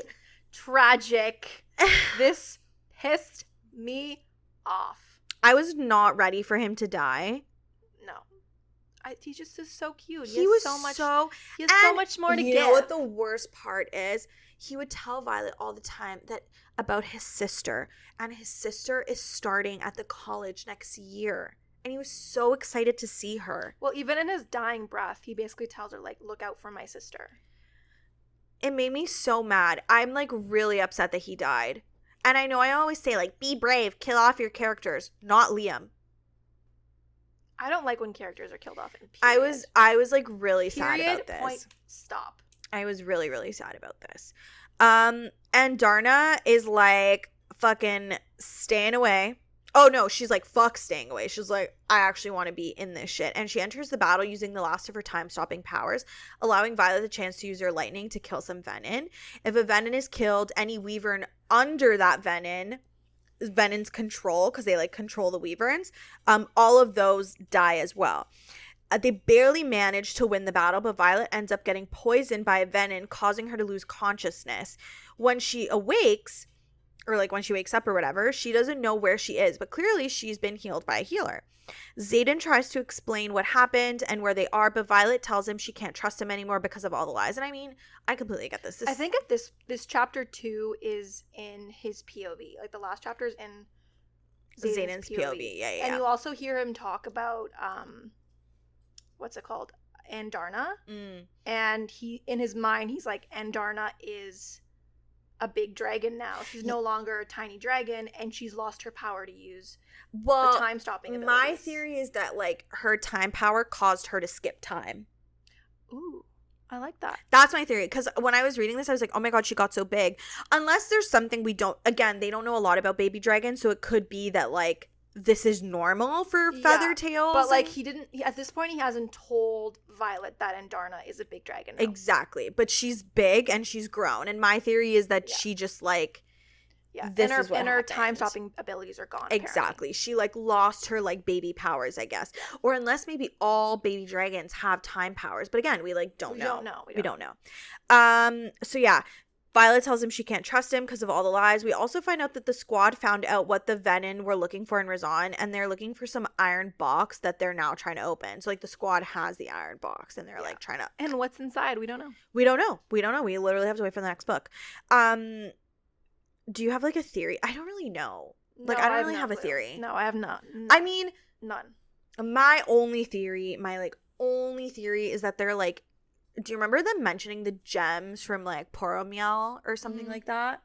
Maybe there's gems in the box. But what do they do? They amplify power. Could be. So that sounds like it checks out. Yeah. That's the only thing I can think of. Otherwise, I really don't know. Xaden and Violet's conversation is then interrupted by a knock on the door. Knock, knock, knock. And who enters the room but Brennan, Violet's dead, not dead brother. He's supposed to be dead. He's not dead. And we find out that he's the healer that healed her. And he tells her, welcome to the rebellion. And it ends. Honestly, it's a good way to end the book, honestly. But it is sick. Honestly, I was actually shocked that her brother was still alive. I did not see that coming at all. But I will say that the whole ending of this book confused the hell out of me. Not just because I never understand what's happening in a battle, but, like, I just don't understand how the book can pick off from where they left off. Yes, like, okay. Because, okay, listen. Level with me.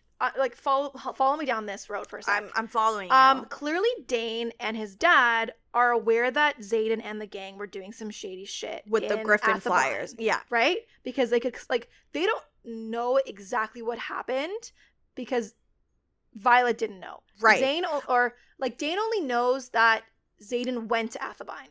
And they can, like, put some pieces together maybe, or, like, with some of their intelligence, so but they don't really know that at this point that Xaden is working with Griffin Flyers. Right. They just know that Xaden was in a place that he shouldn't have been. Right. Like, he didn't have permission to go there or whatever. Exactly. But so clearly they think that they're doing some shady shit. Mm-hmm. So even if they won against the Venin, which they do end up winning. And they're alive. Yeah.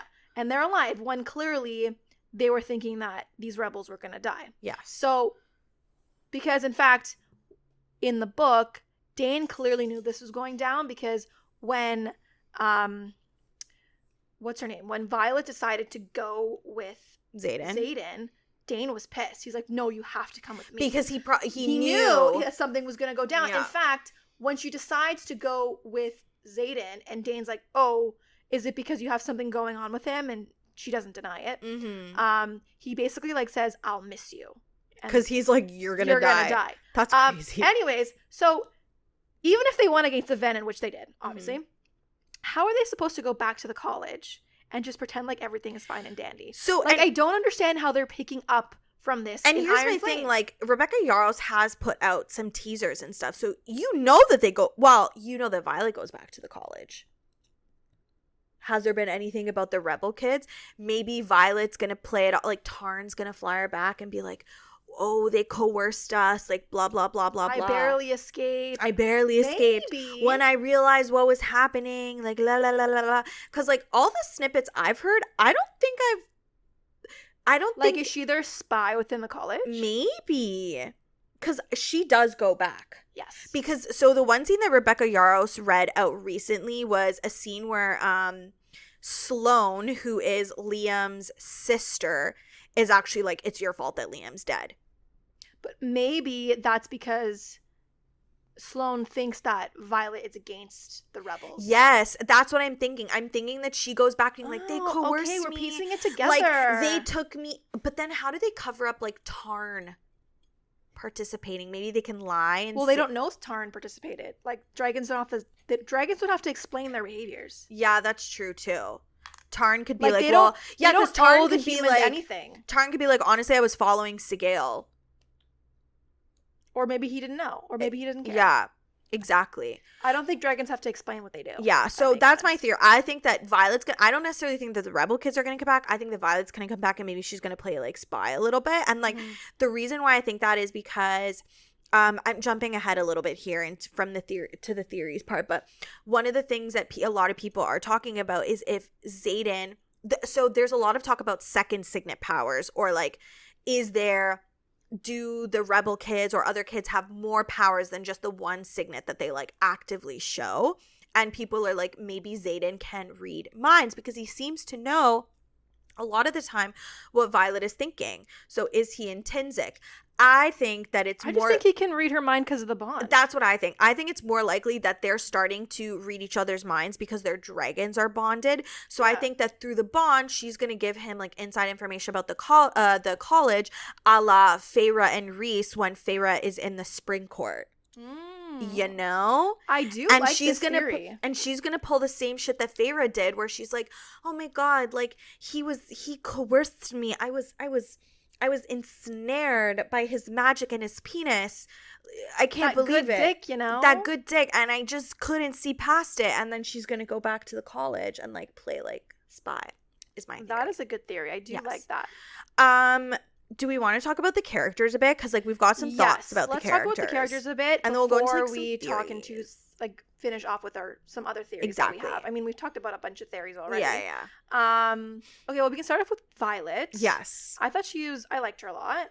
I enjoyed her as a main character. I think it was cool that there was some disability rep. Me too. I agree. We did talk about the Ehlers-Danlos. Yes. And I talked about how I really like the adaptive equipment. Basically, like, it was just like such a normal thing. Like at first she didn't want to use it, but like it really just was such a stupid, silly little barrier for her not to be able to ride Tarn because, you know, first of all, he's a massive dragon. Second of all, physically, she's not at her best. And it just seemed like such a great solution to a problem that can be solved. And it was amazing. I love it. I love that like disability and adaptive equipment rep. That was really, really cool. I also like how it shows a progression of her like getting stronger, but there's also still moments where like you see her dealing with the effects and struggling with having a chronic, debilitating at times disease. So that was really cool as well. Or I guess Ehlers-Danlos is not a disease, it's a disorder.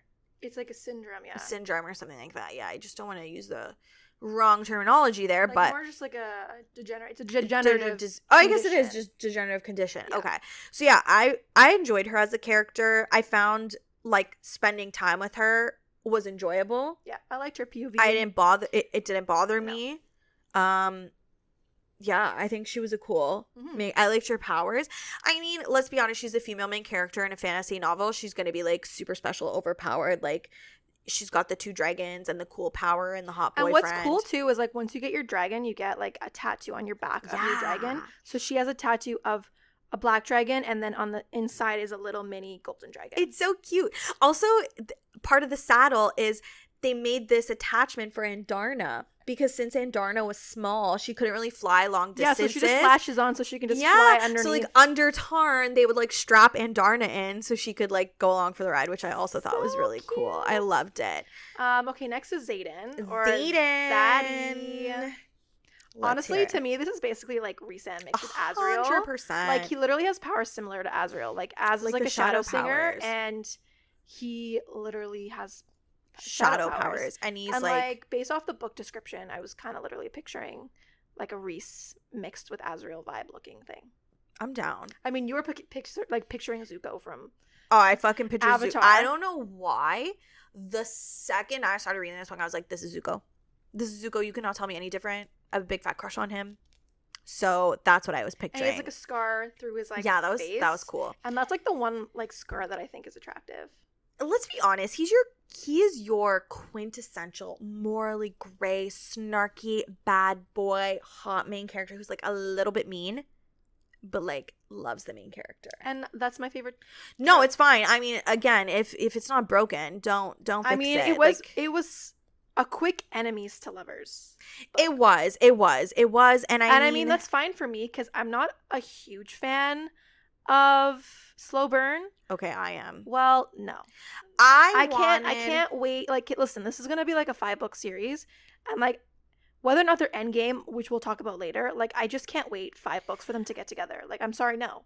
I wanted tension. I wanted more prolonged there was still tension. I liked their relationship. I know, but listen, I liked it, and I'm fine with it. Like, I'm gonna keep reading it, guys. Like, I love this book. I thought it was really enjoyable. Banter and tension. There was great banter. Like, all the flirtation through their minds. Like, the part where she's like talking to him about what she wants to do with his dick while everyone's having breakfast, and he's like dying. Jokes. Or the part where like she's like, take me to bed, and he was like, there's quite like not a good time right now. Like, I just love all those like little bantery moments. No, they do. I just like I'm a big fan of slow burn. I'm a big fan of pining. Oh my god, I love seeing angst. And I think I'm gonna get that now though. Well, yeah, because now she's pissed off at him. Yeah, and so I think there will be angsty. Yeah. I think she's gonna make him like work for it. As she fucking But you know, should. we did get the lice word like super fast in this book. Oh, so fast. Like, she admits that she loves him at the end of this book, basically, and that this is before she finds out that he betrayed her trust, though. Right. And then he tries to excuse, like, you love me though, but he in his mind says he loves her, but he never says it out loud. And now he's like afraid to say it because he's afraid to say it now because he thinks that she'll just assume that he's saying it to try to win her back. Which is exactly what I would assume. So that is the correct But we still move. got the word very fast. So fast. So we'll see how especially that goes on from in the someone next who thought that, like, you know, this is the guy whose family was responsible for the death of her brother, who honestly doesn't turn out to be dead. Actually, speaking of that, at the beginning of the book, very close, he's like, there's this one part where they're talking and he's like, your mom killed my dad. And Violet is like, well, your dad killed my brother, so we're even. And he's like, and Xaden hardly. Goes, hardly. So, like, it's so funny thinking back to that now because, like, obviously he's known this entire time about, like, Brennan. And I'm very eager to find out the timeline of all this. How long have they been helping? Like, Brennan's supposed to have been dead for 6 years. What the fuck has he been doing for the last 6 years? But I'm sure we'll find out. An army. No, clearly. But, so I also think that this book has a good level of spice to it. Yeah, for me, we get 2 sex scenes, one in her room, one in his room, where Violet's breaking a bunch of furniture with her powers a la Twilight style. Of course. But I think I gave both sex scenes like a 5. I enjoyed the sex scenes, to be honest. I enjoyed it. And Kat and I talked about this, like, about the writing style of the book. Yeah. How we were both kind of like, to be honest, this book is written YA, like YA, but the sex scenes push it to adult. Like, yeah, because the sex scenes are very explicit, which I enjoy. Yeah, like, same. Then it's no longer YA. But the writing and the dialogue, I think, pulls a little bit younger. Yeah. But the sex scenes bump it up to like an adult novel, obviously. So it's very interesting to watch this or to see this happen. I actually think in a lot of books where like the writing and the feel is very YA, and then you just like toss in a sex scene and now it's an adult book. So it's very interesting to watch this phenomenon happen. I think this is not the only book that, like, I'm not gonna say suffers from this, but like does this. Yeah. Also, what did you think of the nickname Violence for Violet? Like, I personally loved it, and I was like, my ovaries are screaming for this. But what do you think? Okay. What? Look at me, I'm everyone. I'm looking. I didn't really like it. Boo. You're wrong. I'm a hater. You are a hater. You're such a hater. I am a hater. I liked it. I thought it was cute. I cringed a little bit. I'm not gonna lie. This is one of the parts. You like Sweetheart, but you didn't like this? Sweetheart is so cute. Are you kidding me? I don't know. I thought it was cute. Whatever. No, listen, to each their own. I'm happy that you're happy. You know, like, what I it only works because her name is Violet. Like, no, I know. I'm not saying I like the nickname Violence as a term of endearment. No, 100%. But the thing is, this is one of the instances in the book that made me think it was more YA. Because this is 100% something that would happen in a YA novel. Like the part where he's like, "Are we out for blood today, Violence?" Like, I like, loved that okay, line. that's a line, but like, I loved that line. But like, if these were like adults, like 30-year-old adults, okay, but they're not. They're 20-year-olds. Exactly, they're early 20. I'm just saying, it wasn't my fave nickname. Okay, it suits her name, and we got a couple one-liners from it, and I'm willing to look past it. I'm not gonna get all hung up on it. Oh my god. Did I like lose my voice mid-episode? That's how much you like this book. Hold on, You're one talking second. it. Drink some water. Can we have a sip. I'm gonna have a water sip. Hold on, everyone. Water break. Just let's hear water ASMR. Is everyone ready? Through her massive Stanley mug. I'm a Stanley girl. Anyway, I feel better. Oh my god, I'm so sorry. I literally was like, what the fuck? Am I losing my voice? You know what that was? That was my punishment for not liking the nickname Violence. The universe was like, no. The universe was like, your voice is gone. Thou shalt not speak against the nickname Violence. Thou shalt not speak again. Just your voice is gone. Exactly. Anyways, moving on to Dane. Public enemy number 1. Hate him. Honestly, like, he sucks. I mean, at the beginning, he did seem genuinely concerned for Violet. It's giving but Tamlin. Then it turned, like, into toxic sheltering. He's like, why don't you offer to help her and find ways to, like, you know, make her stronger or whatever, instead of just trying to get her to leave every second. I don't like it. And it personally, toxic sheltering is one of my least favorite tropes. Like, okay, I get you're worried about her. It's not coming from a malicious place. It's not coming from, like, I fucking hate her and I don't want to be around her. This is coming from a place of, like, you want to see this person alive and you want to see them thrive and survive and whatever. But it's not productive in this world to hide her away. It is not productive in this fantasy world to hide Violet away. It is not possible for her to be a scribe because of who her mother is. So why is he fucking wasting his time, wasting his breath, wasting his resources trying to hide her when he could be helping her become the best version of herself?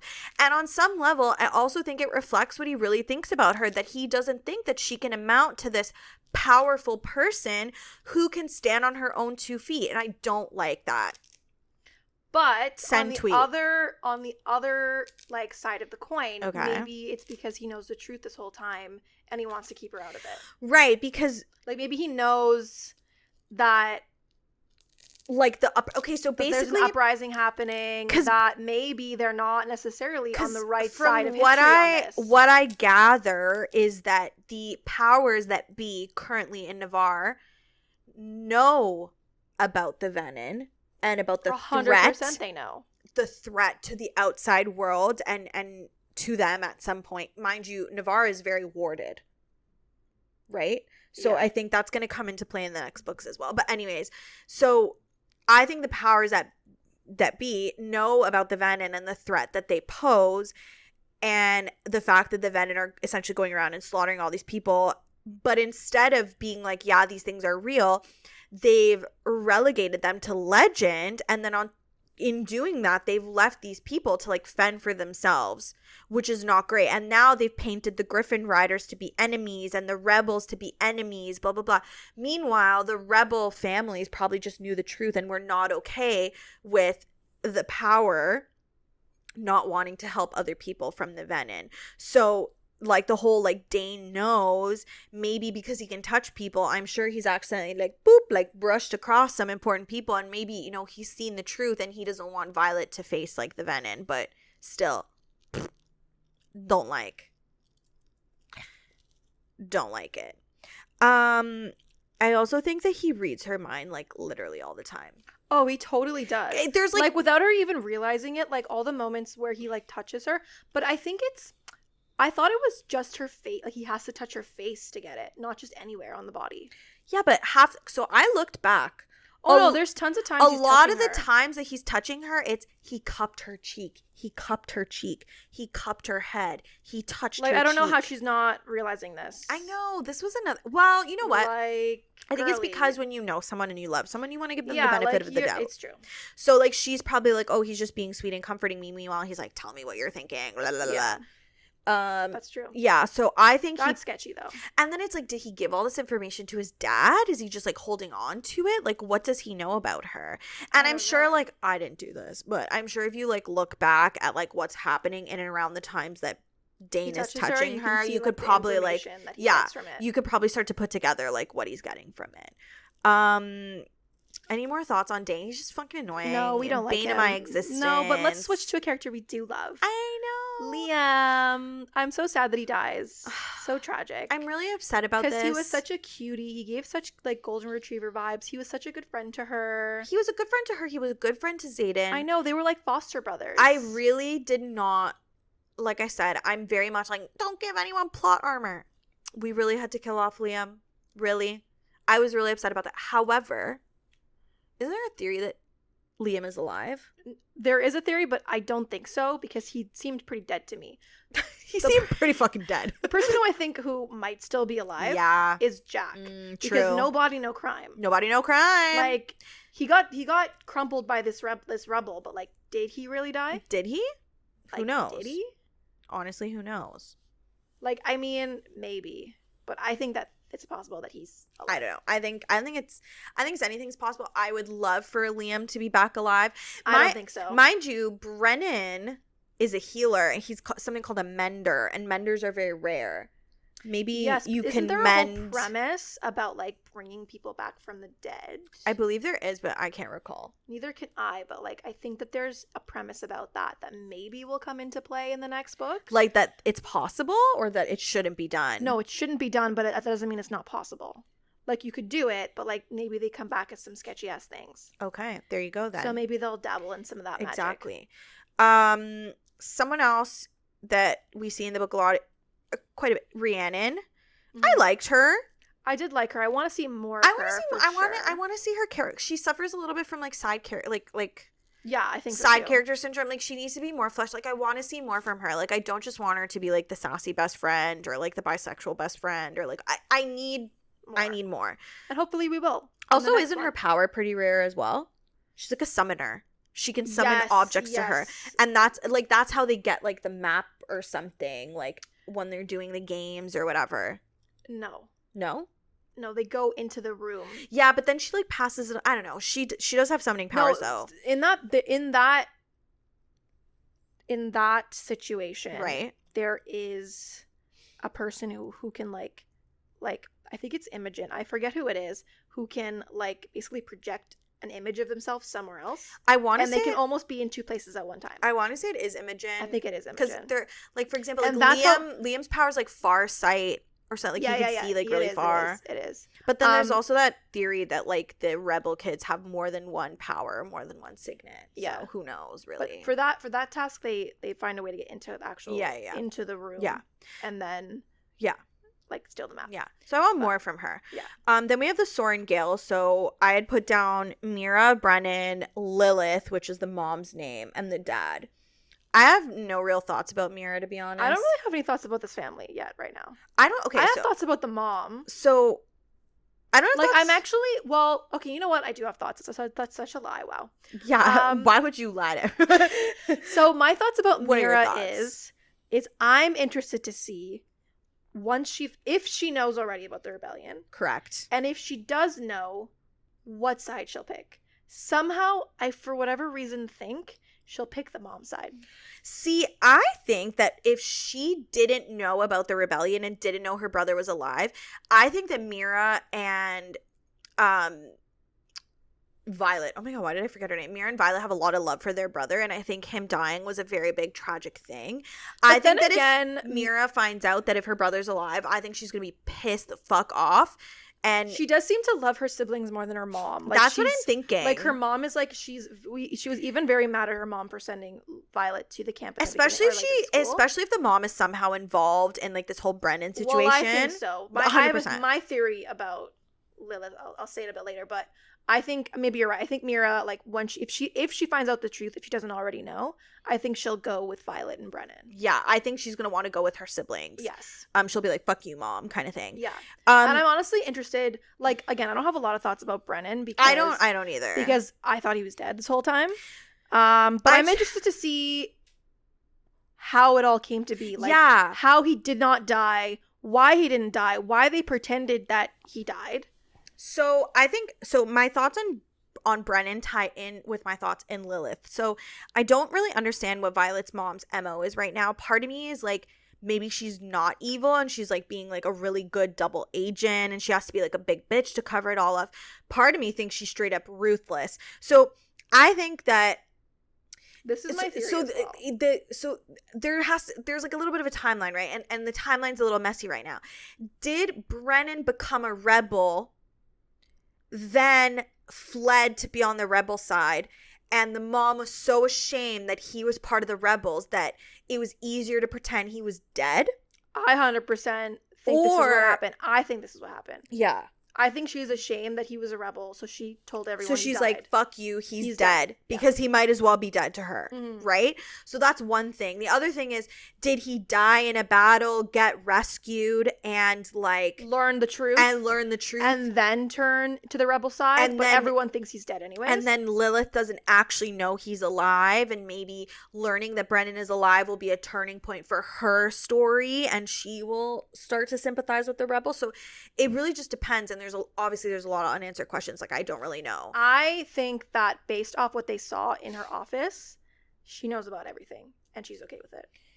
Yeah, I think so too. And that's why I think that they kill the mind readers, that they keep Dane so close to them. So for me, I honestly just think my personal opinion is she's evil.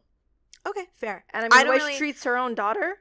Oh, I mean, that in and of itself is shady. And to me, it's interesting and it's a bit shady. And I think that there has to be something more to this. Why she specifically hates Violet specifically. I think it has something to do. She has to be something to like. Violet has to have some kind of power, or there must be more to Violet that the mom doesn't like. For me, I have a couple theories.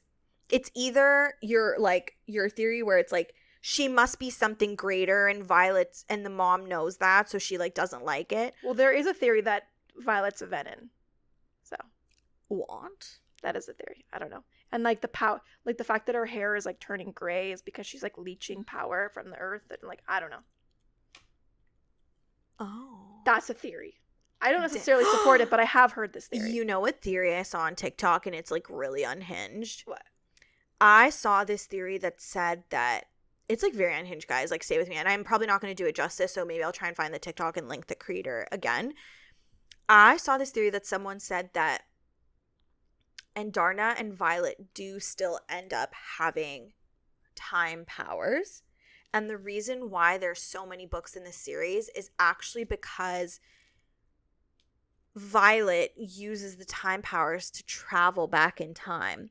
But it's not time traveling powers. It's stopping time. I know, but there's some, like, because it's time and we don't know the intricacies of how Andarna's powers are going to manifest now and whatever. Someone said that there are some events in the future that trigger Violet to come back in time to try and right the events. Hate that. I really don't. So that's why Xaden acts like he's been in love with her forever, or like whatever, because like I don't know. There's like some whole I don't know. I don't really like time travel to that extent. So like that's a theory, but I don't know. I don't want that. I don't really know about that either. I also think that a possibility why Lilith is like such a bitch to her daughter is because her daughter is weak. Well, and to Lilith wasn't the whole thing that like the mom was sick when she was pregnant with Violet, and that's why Violet is weak? And I think there's some sort of resentment there. Or something there. I also think that maybe Lilith's feelings towards Violet have to do with her father. Because we don't really know a lot about the dad. We know that he was into the whole Fable book. So I think the dad knew a lot more. Or maybe the dad is like the key to something. And maybe the dad and Lilith didn't have I don't know. I just think there's something there. So again, we really don't know until... We like know. Exactly. But last characters that you want to talk about? No, I think I've talked about all the characters I want to talk about. Yeah. Yeah. There's like the dragons, but I want more of them. We talked a lot about the dragons and their powers. Obviously we loved like Taryn and Segal, like favorite couple. Love them. Love them together. Love them. But yeah, so I think now we can move into the theories. Chat about some theories. I mean, we did talk about a lot so far. Yeah. But like, so there are 5 books in total, and we've one so far. The second book's coming out next week, so there's still 3 more books to play with after that. Yes. So one of the main theories that everyone likes to talk about, and this one scares the shit out of me, is that Xaden might not be Endgame. Yes. Meaning either he dies, or he becomes like a Tamlin kind of situation. So the whole he dies thing, you know, because he says all the time, like, you'll be the death of me. Like, I know, blah, and blah, that's blah. scary. Is like, what if that's like some type of foreshadowing? Because So he always says it so many times. So the creator actually referenced that and said that Xaden is literally saying that because technically the events lead up to his death. That's why Violet had to like come back in time. So when he's saying stuff like, you'll be the death of me, it's because she's literally going to be the death of him. So, okay, but if he dies and then she goes back in time and saves him, I'm okay with it. As long as he Yeah. doesn't, Well, as long as he's not dead by the end of the book. Like the series? Reviving. Yeah. Like, or the end of the series, yeah. Like, reviving. I mean, there's also the possibility he's going to get Tamlined. Listen, she was asked about this. She was like, someone literally asked her, like, are you going to pull, like, a Tamlin? Are you going to Tamlin She his literally ass? said, they literally called him Tamlin. And her only response was like, oh, like, that's, like, a different character from another book. Like, I wouldn't do, like, what someone else did in their own book. Like, don't compare me kind of thing. But Girl, that's not an answer. It doesn't mean you're not going to do it, It doesn't mean you're not going to Tamlin like, his ass. Well, I'm not going to, like, take tropes from other authors' books. Like, those are great books, but, like, I'm doing my own thing. And I'm like, but that doesn't mean you can't do something similar. Exactly. Where you make him just suck all of a There's sudden. not a law that we can't Tamlin characters now. Interesting. But, like, I would prefer that there's just, like, some more, like, drawn-out tension between them. Yeah. And that, like, you know, he has to, like, I want work to for it. Like, obviously Violet is pissed off at him now, so hopefully maybe the next book or two, like, they're just really trying to work on their trust, rebuild their relationship. I want to see him on his knees. Yeah, maybe a bit more slow burn, grovel, beg. But as long as, please, I need a sex scene in the next book though, so it can't be that drawn out. It's got to be like a little drawn out. Like, you know? it can be a hate fuck. That's fine. I'm fine with that. I'm like, okay it can with be that. like, we both are so horny, we need to fuck each other, but we still kind of. But like, I'm still mad at you. Yeah. That's fine too. I get that. Okay, fair. That is one of I just need that. Like, I have certain requirements in books, and a sex scene is one of them. Like, okay, fair. And a good one. She's too, an honest woman, honest. you know. The next theory is the rebellion kids know the truth. I mean, like, know the truth about, like, the venin and, like, the powers that be. I think this is actually possible. Like, I think this is accurate. This to me is like canon at this point, canon, unless someone explicitly tells me this is not true. Like, the rebel kids all seem in on it, and obviously I think that's why they don't let them confer in groups of 3. I also think this is why the dragons. Okay, so part of the book that it did say that less and less dragons are bonding every single year, and everyone's like, why the fuck aren't the dragons bonding? I think it's because the dragons also know the truth, and they're not willing to bond with the riders because they're like, fuck you guys, like, we're not gonna help you guys essentially when be we want to help the other side. Exactly. Things, yeah. So if you notice, a lot of the rebel kids are getting bonded with, but not necessarily the other kids from Navarre. This is true. So this is I think true. this goes hand in hand. The other one is Xaden can read minds. We did talk a little bit about this one. I think it's more likely that he can just read Violet's mind because of the bond of the that's riders. my opinion. I don't think he can just read. Yeah, same. Agreed. Okay, so then there's the whole, like, theory about Indarna. Like, by the end of the book, she's a full ass dragon now, and she's lost her ability to slow time. So, like, there's so many theories on what her powers could now be. Obviously, you touched on it. Like, maybe her powers for time are maybe even bigger now. Like, like they instead changed, of or just like slowing time. She can hip, like, go hop back, around go the forward, timeline, back and yeah, forth yeah, through agreed. time and all that. So that's a cool theory, I think. Yeah. Because I don't think she has zero powers. She It's obviously either has that some or kind of she power. used all her powers and sped up time within herself to grow. Yes, and that's also now- a possibility. Yeah. So, but even if her powers for any kind of time related things are gone, I still think she's going to be able to do something. Like, I don't think she's just a powerless dragon now. No, me neither. I don't think so either, and I'm very eager to find out what her entire situation is. I'm really eager to find out, and I'm like you said, I'm very interested to find how this all pans out with the whole going back to the college, how they're going to cover up with the dragons, like, blah blah blah. That'll be interesting. Then the last theory we have a little bit to talk about is, or I guess not theory, this is more of like a what's going to happen in this series, is, do we think that all 5 books will be from Violet's point of view? Are there going to be, like, because there's 5 books, right? Which seems like quite substantial. So I'm like, is there going to be, like, 3 main books, a novella, a Xaden POV, like, things like that? So I'm curious. Maybe all the 5 books that are scheduled, they're not all, like, a main series book. Yeah. Like, maybe they're, like, one of the books is the same book as another book, but just in Xaden's point of view. Or maybe one of the books is just a novella, etc. Right. I did hear Rebecca Yarros say, though, that there can't be a book in Xaden's POV until he stops keeping secrets. So what other secrets is this man keeping? Probably a lot, to be honest. He's just a big secret keeper. He's just a big secret keeper. I mean, do you have any, like do you have any wish list things that are going to happen in the next book? Or what do you think is going to happen in the next book?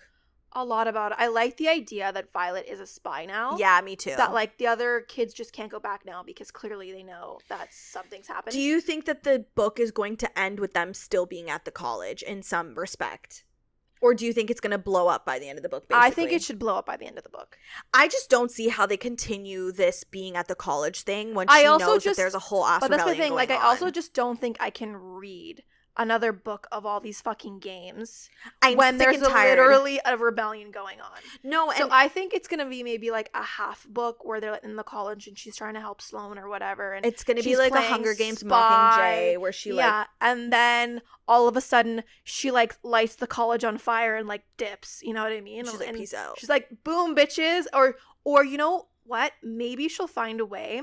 Since she's a spy in there, she'll find a way of telling everyone and revealing to everyone that the Venin and Wyvern people are real. I think the best case scenario would be just the dragons revealing to all the riders as well. Yeah, and revealing that like the Griffin Flyers aren't fucking villains. Yeah, like, they're just literally trying to survive. People trying to survive and like make peace with like what's going on. Yeah, because obviously they're just Griffins, or they're a lot smaller and not as powerful as dragons. So, yeah, like, exactly. They could use some fucking dragon help. I think I'm really excited to find out what's in the iron box. My little theory right now is that there might be like power gems because they're trying to like amplify their powers in some way. That's my theory. Mm-hmm. I don't really know, though. I don't really know how those come into play. Just lots of unanswered questions. We've got 4 more books to go in this fucking series, so I'm sure we'll find out.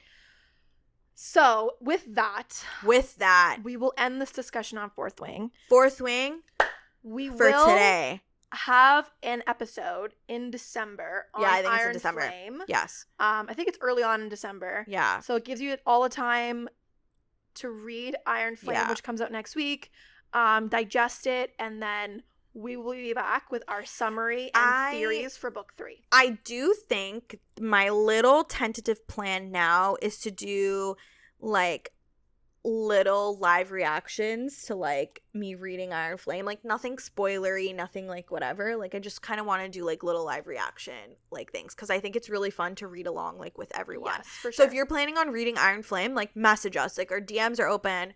We love talking to people on Instagram about the books. I'll probably binge it in like a day though. Cal will be done in a day. So like on when does it come out? The 7th? The 7th. Okay, so on the 8th you're free to text. I don't have message any plans.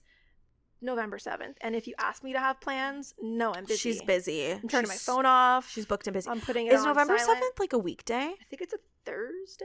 Motherfucker. Is it a Thursday? Did you pre-order the book? It's a Tuesday. Oh, it's Tuesday. Did you pre-order Tuesday? It's Tuesday. Did you pre-order the book? No. Are we going to go to Indigo and get it? Do you want to go on a little field trip? I would love to go on a field trip. Okay, I finished work late that day, but like let's go. Let's go. You know what I'm really sad about? What? Like, okay, so there's a lot of places like around North America, maybe some other places as well, oh my God, that are doing like midnight releases of this book. Yeah. And nowhere in Toronto is doing that. And that really like grinds my gears. It's so bullshit. We should do one. We should open a bookstore and do one ourselves. Oh my God, that's literally my fucking dream.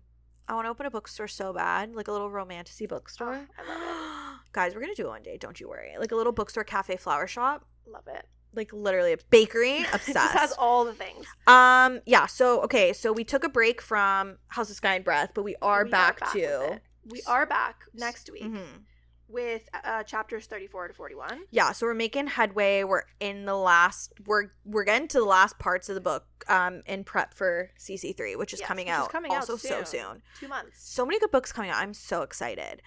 But yeah, all the information, everything we've mentioned, I'm going to try my best to link the creators, like the Gallic speaker, things like that, in the information box below.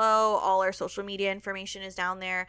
If you are watching on YouTube, listening, wherever, please consider leaving us a review or like writing a little comment or messaging us. It makes us feel really good and it really helps the podcast out. Recommend it to your friends. Recommend it to your mom, your dad, your cousins. Call your great aunt. Say, hey, I have a podcast for you. Your boss. I give you permission. otherwise, yeah, this episode was fun. I love this episode. It was good. Okay. And thanks for listening to Two Book Bitches. Bye.